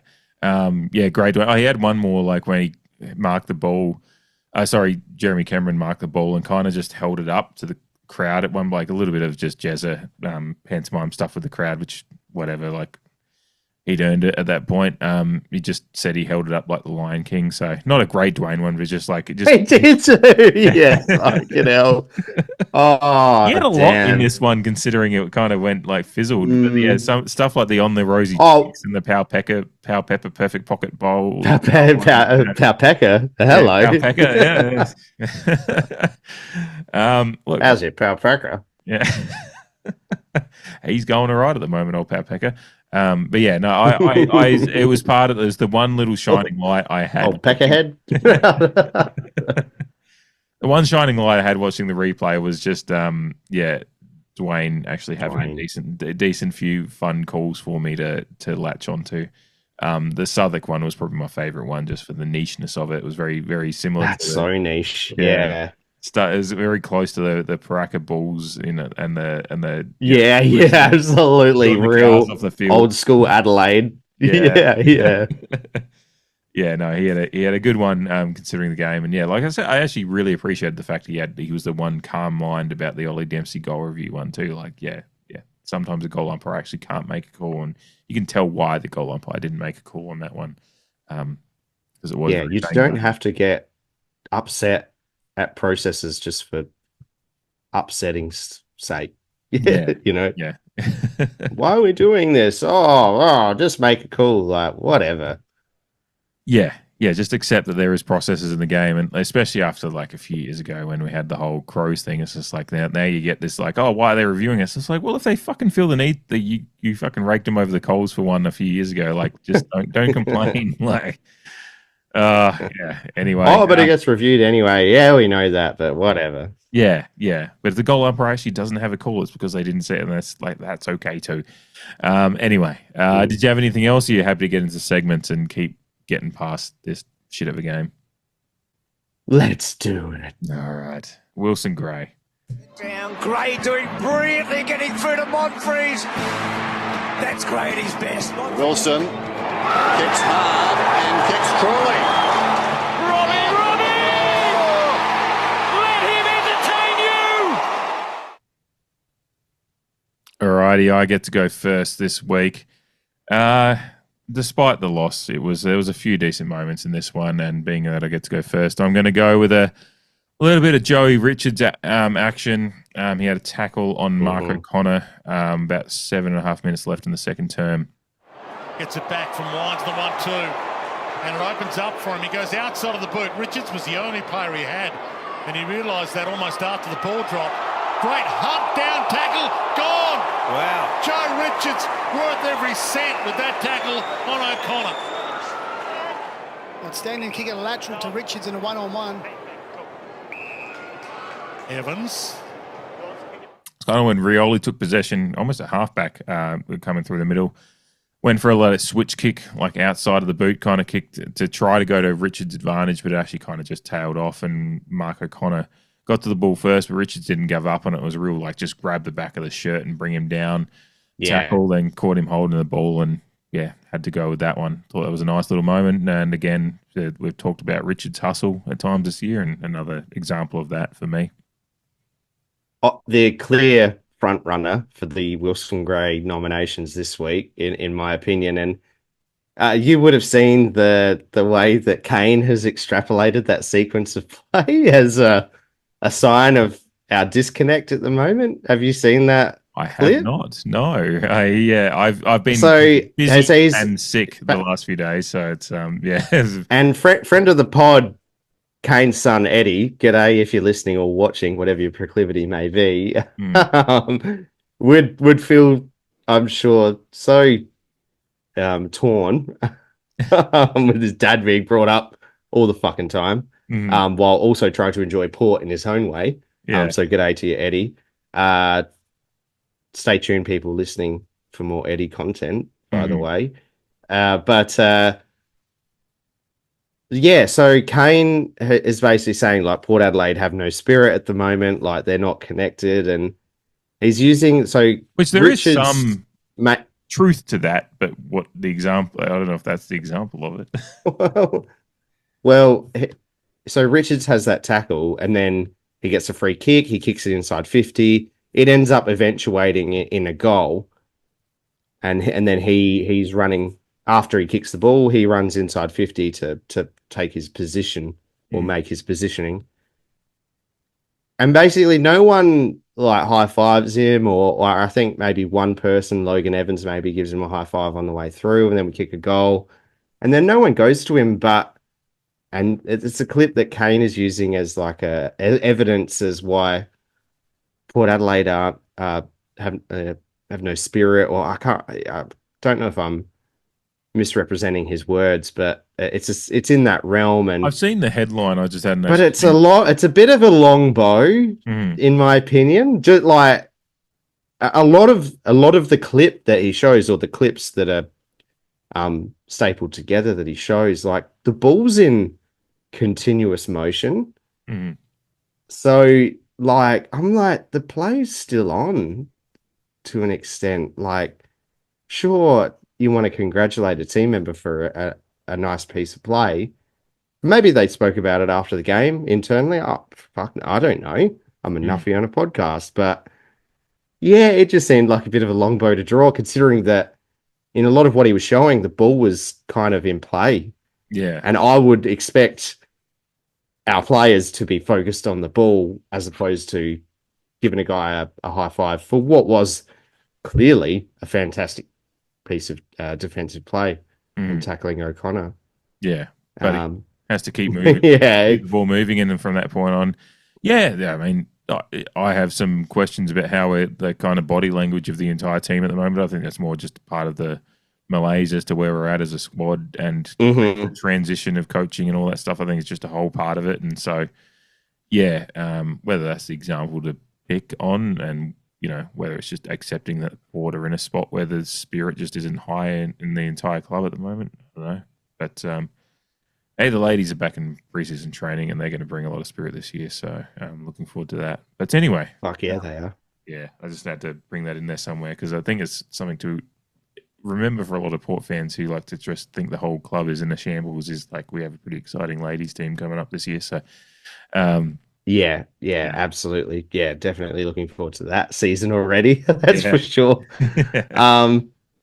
But yeah, there was a lot of in the first half. Again, a lot of what we're talking about is weighted to the first half. But there's a lot of on the short list for Wilson Gray, but probably not quite there. Some really interesting moments, some second efforts, contested mark. Butters had a nice fucking dob chip kick to Bergman, which paid off, but I'm going to go for another team one. It was late in the second quarter with 3 minutes and 15 seconds left on the clock. There was a moment where Jeremy Cameron got the ball inside 50, very close to Geelong goal, and it looked like a fait accompli that it was going to be a goal, but just through slight hesitation on his end, trying to be a little bit unselfish, I think it must be said, allowed our defensive players to apply just enough pressure, and then the ball kind of was turned over, but we were still under pressure once we received the ball, and then we had to flick it around, and then we eventually cleared it. It was a group effort, but it epitomized my feelings towards the first half from a teamwork and defensive point of view. Smith, open goal square, sees it, goes for it. Cameron, he collects. He's got Radaglia for company. Opens it up. Stengel. Tuts. Got there. Got it. They got him. Rosie. Burton. Burgoyne. Mead. Crowd roaring. Heads out wide. Again, without getting the reward on the board as a result. But that effort just, like I said, it epitomized what I was seeing in the first half, and it showed that when there was a fight to be had, we had it. But unfortunately, once it eluded us, it really eluded us. So, not an individual moment, but a collective moment that I wanted to highlight. No, there was one on my short list about it, just a good sequence of play through the middle. I think even actually might have led to Mitch Georgiades' first goal kicking opportunity. It was a really slick move, like a rare moment where we had a good chain of possession through the middle, through the guts of the field and stuff like that. Sava had a good moment in the early, first minute or two where he kind of had double tackle. Like he kind of tackled one player and the ball spilled out. Someone else got possession. That's one of the, things I was alluding to. That's definitely on my short list. Yeah. So there was moments, but just not enough. And ultimately, definitely not enough when you lose by 76 points. Let's get to the goal of the week. Monfries has kicked a goal. Unbelievable. Haven't seen anything like that. It's gone at right angle. Flashpoint. Stevie Modloff. What a time. Oh! He is floating on air now. Alrighty, Jamie gets to go first in this one. You got 5 options, Jamie. Let's go. Wow. Yeah. Really, it's probably 3 to be honest. And because 2 were fairly regulation from my point of view. But George from George's pocket. Yeah, missed some relatively easy ones in that opening term. Could have given Port Adelaide a bigger lead.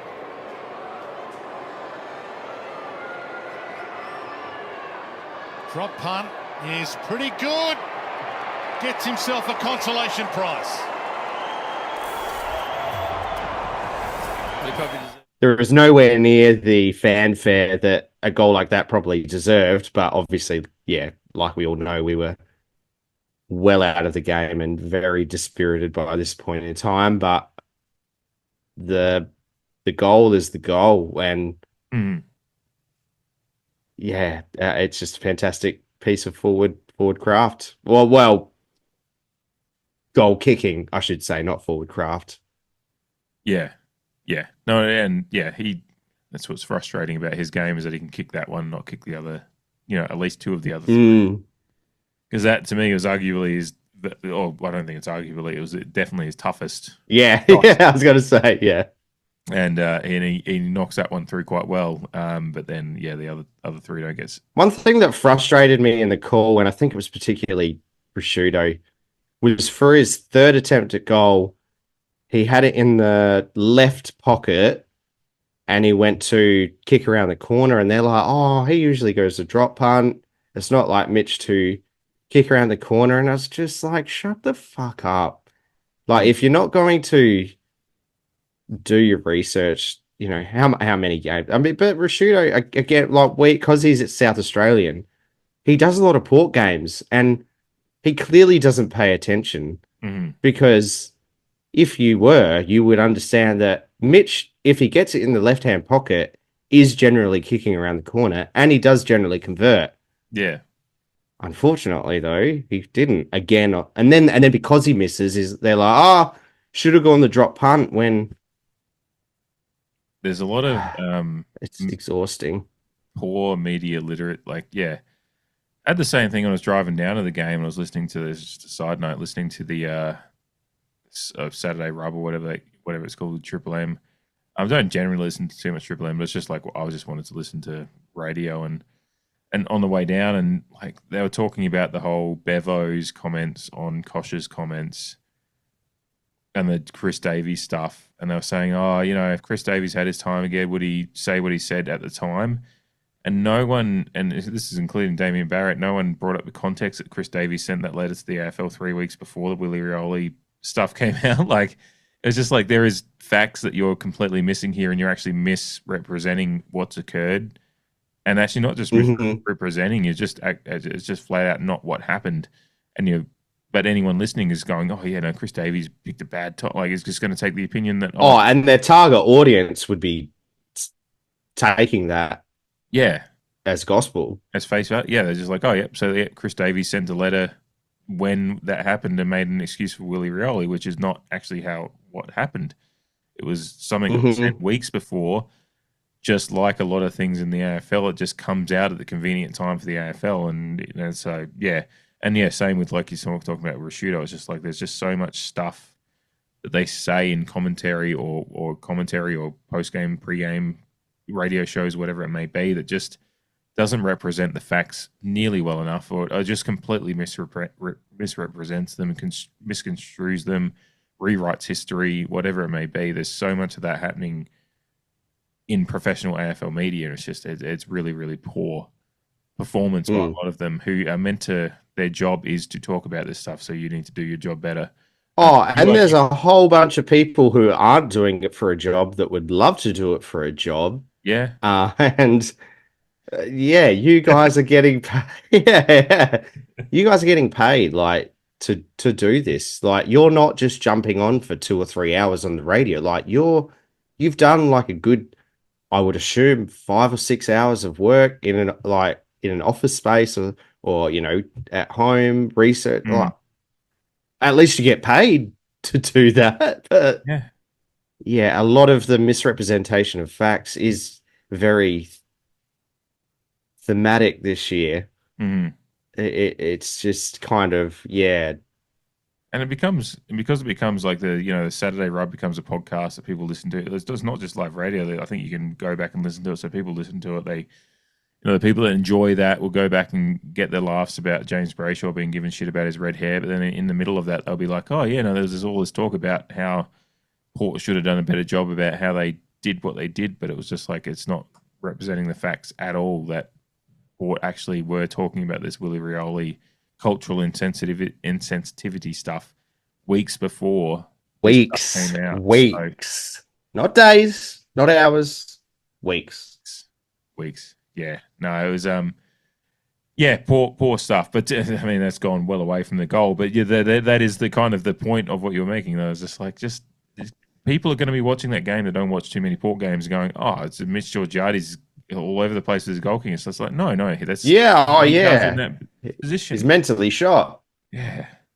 No, yeah, he does have the yips, but like he's got the yips doing what he usually does right. Like he's not changing too much about his game. He's just in poor form on that front. So it is frustrating. Anyway, my goal of the week. I love that one from you though. Like it's good to picking out George kicking one goal is great. But mine, I had it as my first pick, and I'm glad it's still there. Loved Joe Richards' crumbing goal in the third quarter. They need a hero in a hurry. Yartapuulti heads toward the square. Fist come. Richards might be the guy.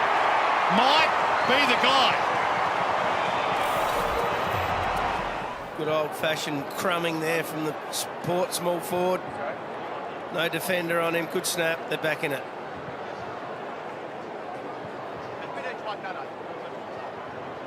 Well, Richards' defender there, O'Connor, just comes lateral and lets his play.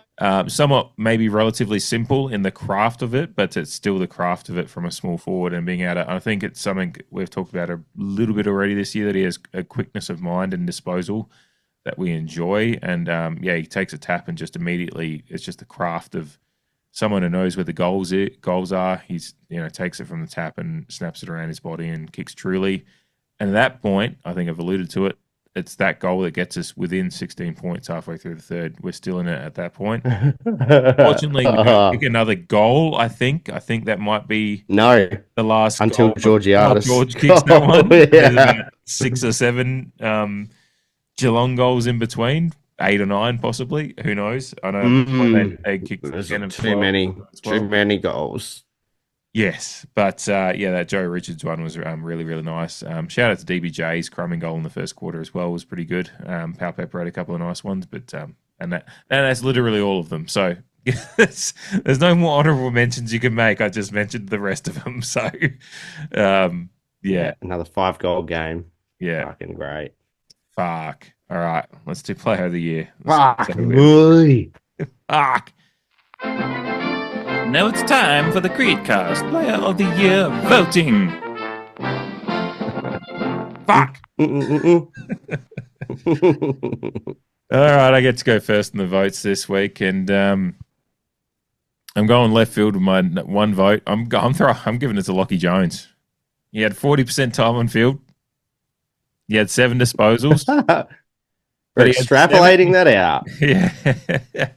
He had 7 intercept possessions, which is tied for our best on field with a few others. But he was subbed out not subbed out of the game. He's just out of the game in the second quarter. Honestly, his injury can just fuck right off. Yeah, it can fuck right off. It hurts. Sick to death of his hamstrings. Mm-hmm. I'm sure he is as well at this point.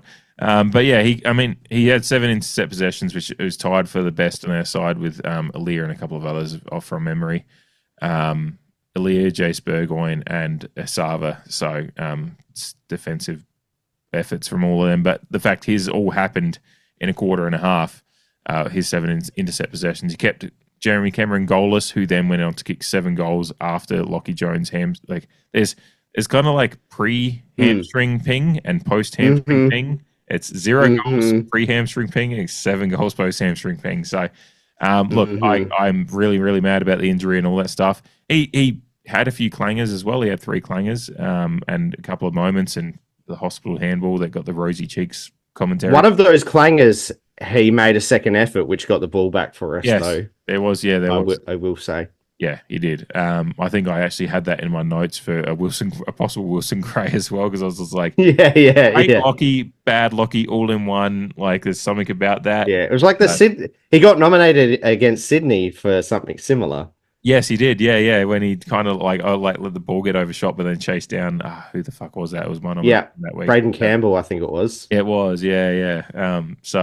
But look, the most important thing is he did his job on Chezza, and to that point when his hamstring said, "I'm done." Gave the 1 vote to Lachie. My 2 votes are given to Aliir. He had 20 disposals with 80% efficiency, 10 marks, the 7 intercepts. He had the 8 1%ers as well. Had a lot of work to do because it was coming down there a lot, but I don't think he let himself down. Just as the game got away, there were some moments where he got let off his defender. Like the defense just got stretched. Let's be real. They lost horses, and they and in turn lost the ability to defend as well as they could. But he did his best under duress, and I can't there's not too many other options to be honest. Give my 3 votes to Rosie. I think he not at all a good Rosie game in comparison to what we consider really good Rosie games. 52% with his 32 possessions, so it's not like great numbers. Only 470 gained, which is well below what we've seen from him from his halfback and stuff over the last few weeks. But I think he still was trying hard towards the end, which is all I can ask for. Trying to do the captain's thing, lead by example, and keep the effort in right until the end, while others weren't. So, well, not that they weren't; it was just gassed. So, yeah, 3 votes to Rosie. SPP, I've given my 4. I think 2 goals, 23 disposals, 6 inside 50s, 484 gained, 6 score involvements. Would have liked more out of him later in the game. I would have liked him to go in the middle, but again, that's not his decision. I would have liked to look at when we were trying to switch a few things around. But I think he still had a really good game considering those aspects. And I've given Ollie Wines my 5 votes. I don't think he should have to. He's not made to shoulder as much of the load these days because we're expecting Zach and them to do more. But he's still had 28 disposals, 11 marks, operating at 78%, had 5 clearances, 370 odd gained, and 6 tackles. That's where I went with that. Not much more to say about any of it. It was not a good game for anyone by comparison to the scoreline, but those are the best I've got on the day, and I think none of them let themselves down exactly. It's just not enough went with them. Mm-hmm. Mm-hmm. Who was your 2 votes again? Oh, Aliir. Right, of course. Your Lockie Jones nomination, when you point out the 40% time on ground, and he still led the team in intercept possessions. That kind of puts things into context a little bit for Lockie. And again, I said it just before, but his hamstrings can get fucked. I'm fucking sick of it. I'll donate mine.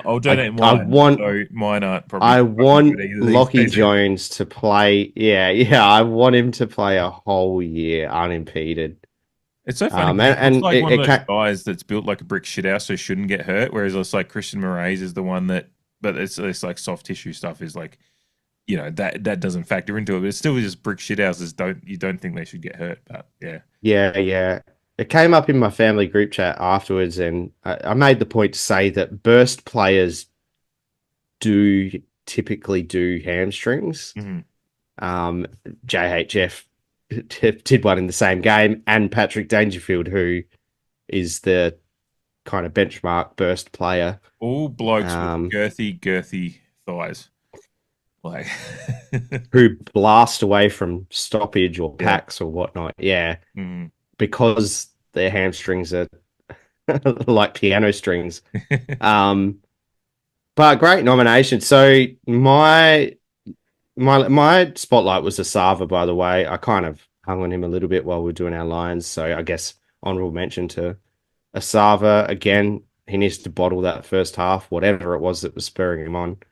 And also needs to learn to kick with more penetration rather than up in the air. Mm. Total aside to my votes, my 1 vote goes to Aliir. I thought it was an imperious game for the most part. He had the rolled up long sleeve, which I really liked on a fashion point of view. Yeah, loved it when Robbie used to run around in that one. Oh, thank you for that memory. Yeah. I totally agree. Yeah, need that one. I needed that with that one in mind rather than anything that happened from this game this weekend. Yeah. Robbie Gray, 2017 against St Kilda. Exactly. That's where my head's going. But yeah, Aaliyah for my 1 vote. I've actually given my 2 votes to Jace Burgoyne. He's just been quiet there. He was in the wings. Very, very close. Yeah. We're waiting in the wings for you, Jace Burgoyne. 22 disposals, 9 of which were contested, 7 of which were intercepts. He had 8 ground ball gets, which was up there for Port, if not best on or equal best on for Port. 72.7. So,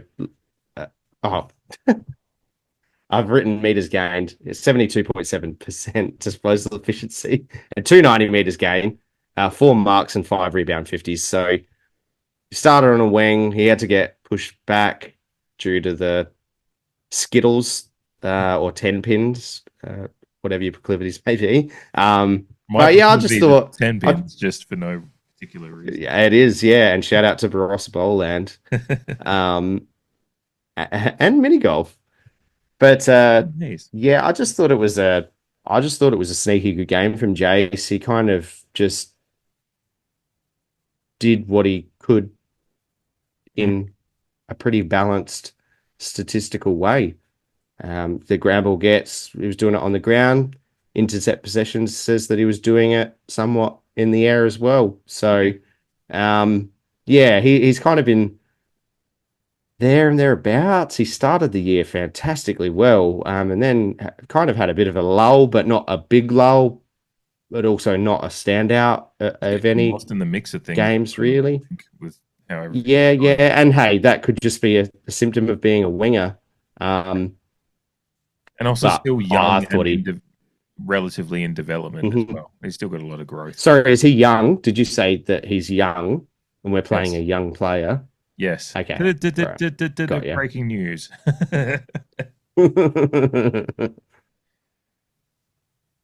Good evening, San Diego. Go fuck Yeah, my 3 votes. Yeah, I'm Ron Burgundy. Someone My put 3 the votes question goes mark to on the Connor clock, Rosie. Tyler Bromder again. Stop. I'm going to turn into high school me, which was just quoting that movie and Anchorman. I'm sure we all were. Anchorman Yeah, or Dodgeball, like for a year. before yeah, before whatever it is they do these days. But moving right back onto my votes, although yeah, I could quote Anchorman incessantly, but Rosie is my 3 votes for a lot of the same reasons that you said. Fantastic disposal number. Unfortunately, the efficiency and the kind of turnover game let him down there. As just on a side again, Ryan Burton, good statistical numbers, but 9 turnovers don't help Ryan. So yeah, Rosie a similar basket, a 32 disposal game. It makes up just so many of our, like Ryan Burton's turnovers are almost a 1/6 of our turnovers. Like it's just shit. God damn it. Like it's just like, yeah. Anyway. Well, and with that, just while we're sitting on Ryan Burton, sitting, not shitting, on Ryan Burton for a second, even with those turnovers in mind, he was our top champion data rated player on the weekend, Ryan Burton. So, and Jace Burgoyne was second. So there you go. Put that in your paper and smilk it. Will. I will. 4 votes. 4 votes goes to Wines for me. Absolutely acknowledge everything you said. And my 5 votes was posted immediately as the final siren blew. And that's obviously Sam Powell-Pepper. This one was an effort-based BOG for me. It seemed just in the rawness of it all. And yeah, Ollie Wines, 11 marks. And Ollie Wines, while fucking Connor Rosie and shit are going at 50s and Miles Bergman and whatnot, Ollie Wines is going at 78%. Yeah, he's meant to be the one that's not doing that. Like, that's why I looked at it, because I was just like, the whole I feel like I'm taking crazy pills. But yeah, you know, 5 clearance, 26 pressure acts for Ollie, 6 tackles. Like, he had a great game. But yeah, Sam Powell-Pepper, 23D, 484 meters gained, 3 marks. He kicked the 2 goals, which helps. 6 score involvements as a whole, 6 inside 50s once he got pushed up the ground.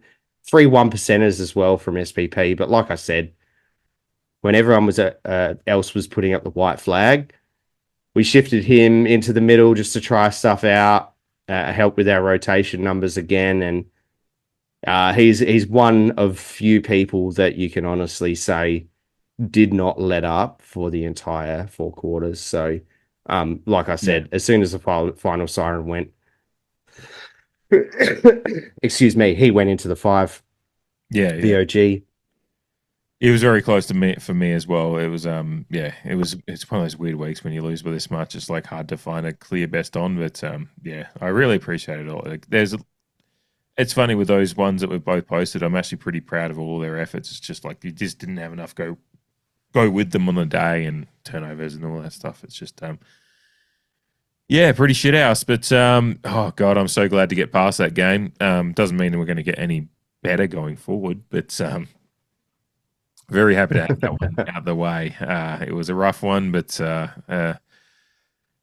like many things in life, there's always next week. And we can get right into just a little brief look ahead to Walyalup hosting our Yartapuulti Footy Club this Saturday evening. That's 7:40 p.m. local time here in South Australia for us. So watching an away game on a late-ish Saturday evening, which is just perfect for me. Settle in with the heater on with a few Cooper's Stouts. Again, not sponsored. It's just what I'm in the mood for at the moment.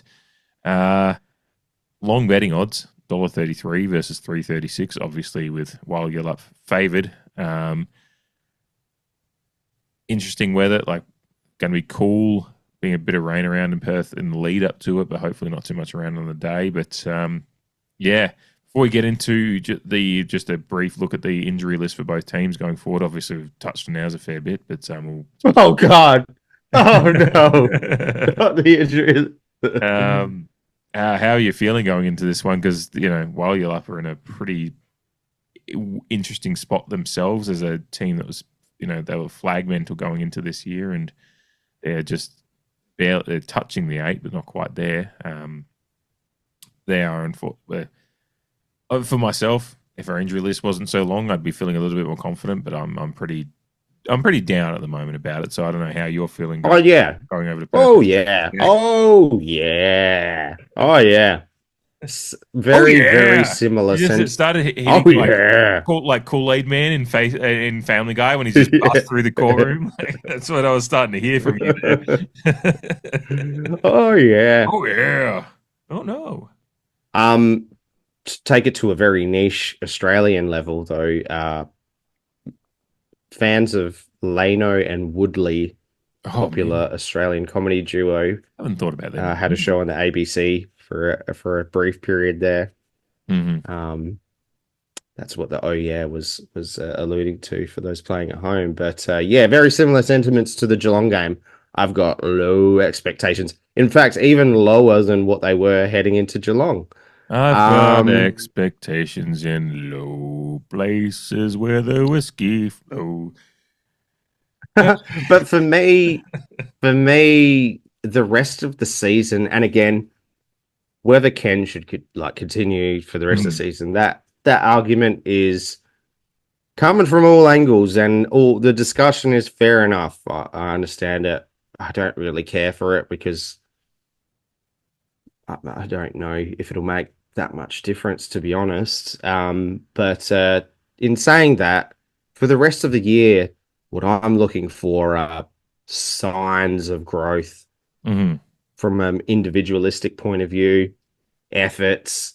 Ollie Lord has got a bit of pressure on him, but he's not getting dropped. It would be quite a statement because, we've got Jack Whitlock, but he's nowhere near ready for AFL football from a physical point of view. Yeah, he will be in time. Don't you worry. I like his craft already. Just as a side note, just watching him at the Sandfield, once he gets the body to go with it, his craft is already reasonable. It's just like he just doesn't have the strength. Anyway, that was an interjection. But it's just like it's just a thought I've had about Whitlock recently. It's just like he had the body, his craft is good. Well, and just due to our injuries, like there's some positions on the field that will have to change, and there's some that we just can't. And So, The Xavier Walsh injury for yeah. is brutal, by the way, just as a side. Yeah, fuck off. Yeah. Honestly, I wanted him to get a game at some stage this He was year, looking but like he that's might get there. It's fucked. just like, fuck. Yeah. And I didn't expect, like, I don't think he would have done fantastically well at AFL level, but again, it's just exposing people, you know, learning Seeing experiences. what you've But got as well as much as anything. Like, yeah, giving people a taste for it. mm-hmm. But yeah, so yeah, how I'm feeling heading into Freo.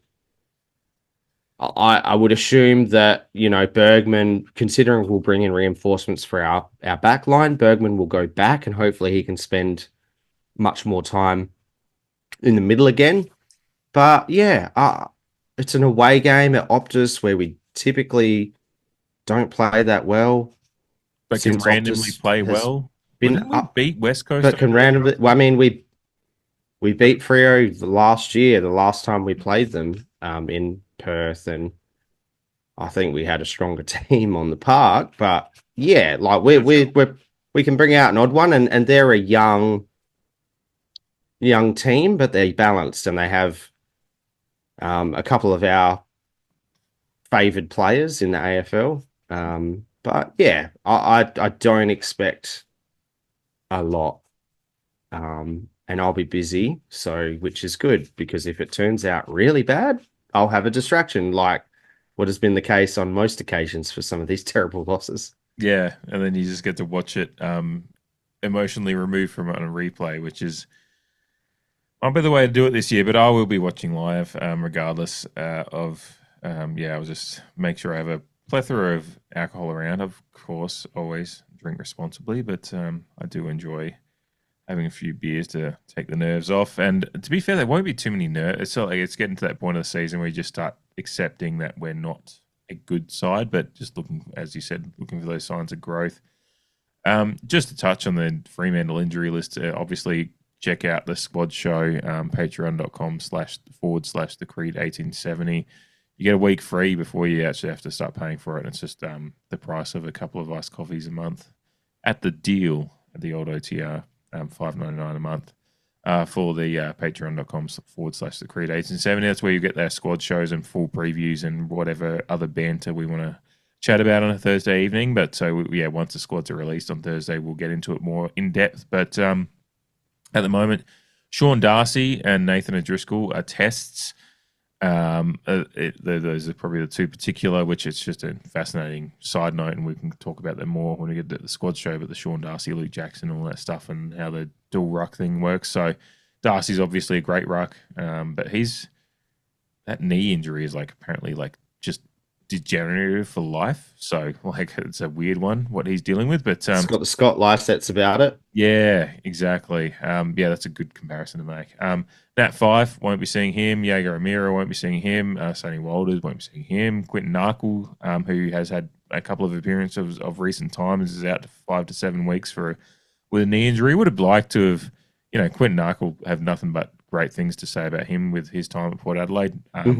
So yeah, they're missing Likewise. A few as well, but they're probably not missing quite as many crucial. I guess I'm talking from a biased point of view as knowing my team, but just when you look at the structure of how some of their crucial players that they've still got in there, as far as what their dangerous forwards they've got, versus our backline that's going to be quite different to what we would have expected it to be a couple of weeks ago, as well as the likes of just.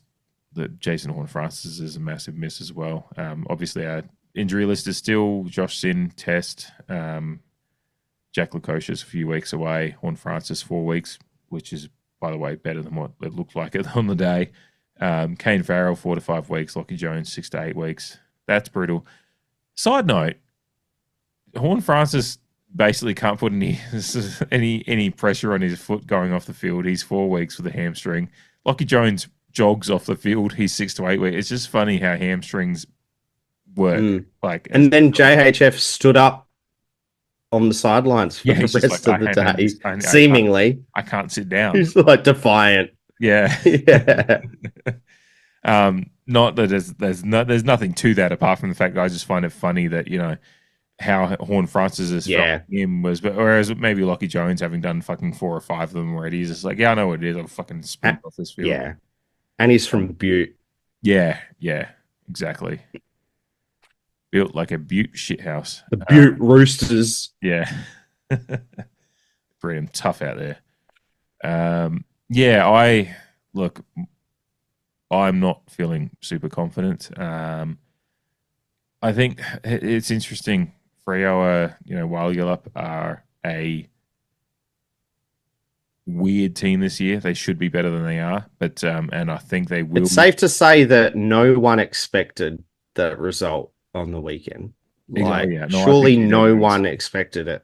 Yeah, I picked GWS for sure. So did I. And to be fair, that could be the springboard for their season. And as someone who appreciates a few players in their team, shout out Alex Pearce. A good man that believes in good things. I'm not like... And Amelin the Sniffers. Yeah. Who are just taking the world by storm at the moment. Great Jimmy Fallon show the other day. Amy just up with there with just thongs as a bikini. Loved it. And creative ways of saying cunt on national TV. Well, she didn't say cunt on national TV, but had to work out how to say that. Anyway. She had to work out how to allude to it. Yes, exactly. I think they might just be finding their turnaround point while you're up, right at the point that we're in dire straits. I think it might be I don't know if they have the ability to win big, because I just don't think they've shown that kind of football this year. But I think it could be one of those games that we just don't have the ability to put scoring pressure on. We have to resort back to maybe. I mean, a big part of it will be how we go into the week knowing what we've got to play with. But there's going to be a lot of changes for us, and who are a good way to finish off. Any that you're looking at that could be coming in this week? I mean, obviously, I think you've already alluded to it. Murray's, you think? Yeah. Start now. Yeah. I kind of hope Hugh Jackson, maybe not this week, but before the season's out, just gets the debut. Yeah. I think it'll be a nice moment. Mates with Connor Rosie, family friends with Connor Rosie, and he played at North Adelaide and has done a lot of, he's had his injury setbacks and he's so close to breaking through. His SANFL numbers are pretty decent, but I think Lorenz deserves a good run at it now. And look, while I acknowledge that we are actually blooding youth and putting games into players who are less experienced, I still do think we need to remain balanced, both skill, age, whatever. And Travis, if Travis Boak is good to go, I think we need his leadership on field, whether that's sub, whether it's not. It just depends on who else gets picked. I was trying to quickly look at the emergencies for the weekend, but I wasn't quick enough, so I can't remember. But Jordan Sweet, Boak, and McEntee were the emergencies last weekend. Okay, well, look, just Sweet Visentini, I'm not too unimpressed with. Yeah, we didn't touch on it. Okay, that double negative worked well, but yeah, it's just whether they go, all right, sweet, your turn. But SANFL had another bye on the weekend, so I think he needs. It's hard to tell because he didn't look great in that field. I think he probably needs to have that one more week down there to just get another game away from the pressures of it and figure out a few things. And I don't think Vicentini has unearned his spot in the wake of last week's result. It certainly wasn't down to him. Yeah. So, look, quick fire selection. Out goes Jones, JHF. Sin. And look, let's just be conservative and say Sin. In comes Boak, Lorenz, and Hugh Jackson for his debut. Yeah. And is that with Murray's staying in as well, and then one of those ones being sub. Yeah, That is correct. correct. Yeah, so I like it. And Boak should be in it if he's fit. He should be in and around the squad. If nothing else, he's going to get a few more games onto his record this year, as well as provide just valuable experience and leadership to young guys coming into the side. That's what his role is this year at this point. If we're not going to be a finals contending side, so to speak, that's what he can provide still, and he will provide at the highest level because we know what the type of professional that Travis Boak is. So. And yeah, just as a fan, if nothing else is going to come of this season, I want to see Travis Boak play a few more footy games. So, yeah. Mm-hmm. So Me too. Yeah, no, I don't mind that. Don't mind that at all.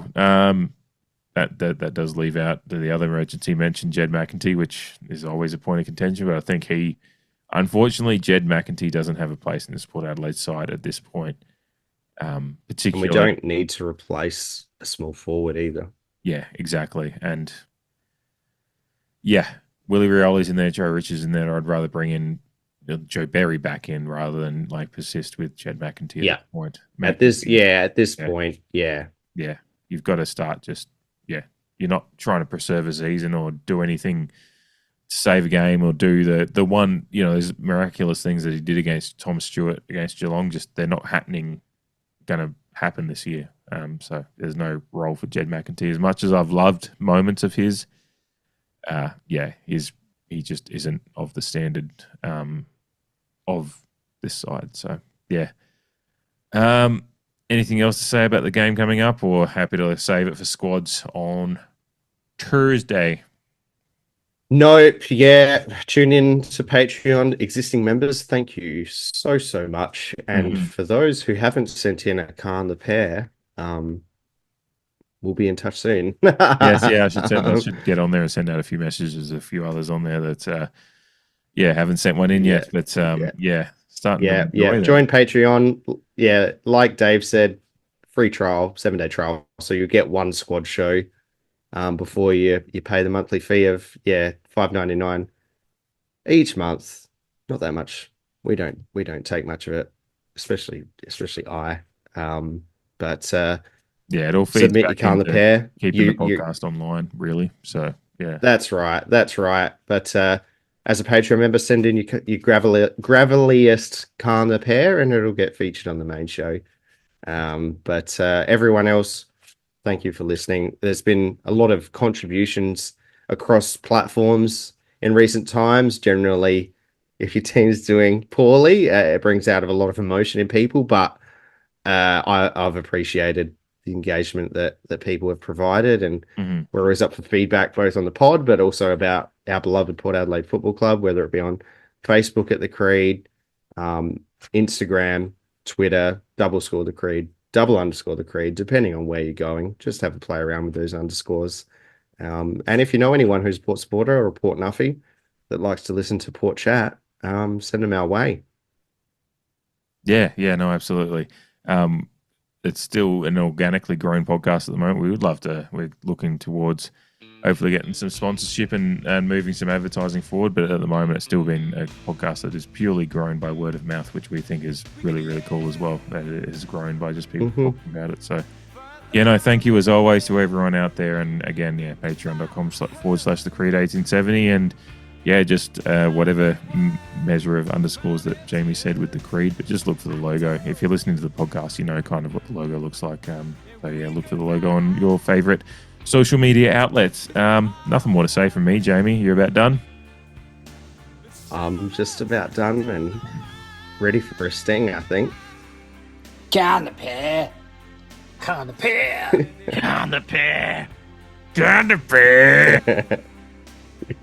Cheers, guys. Good night, everyone.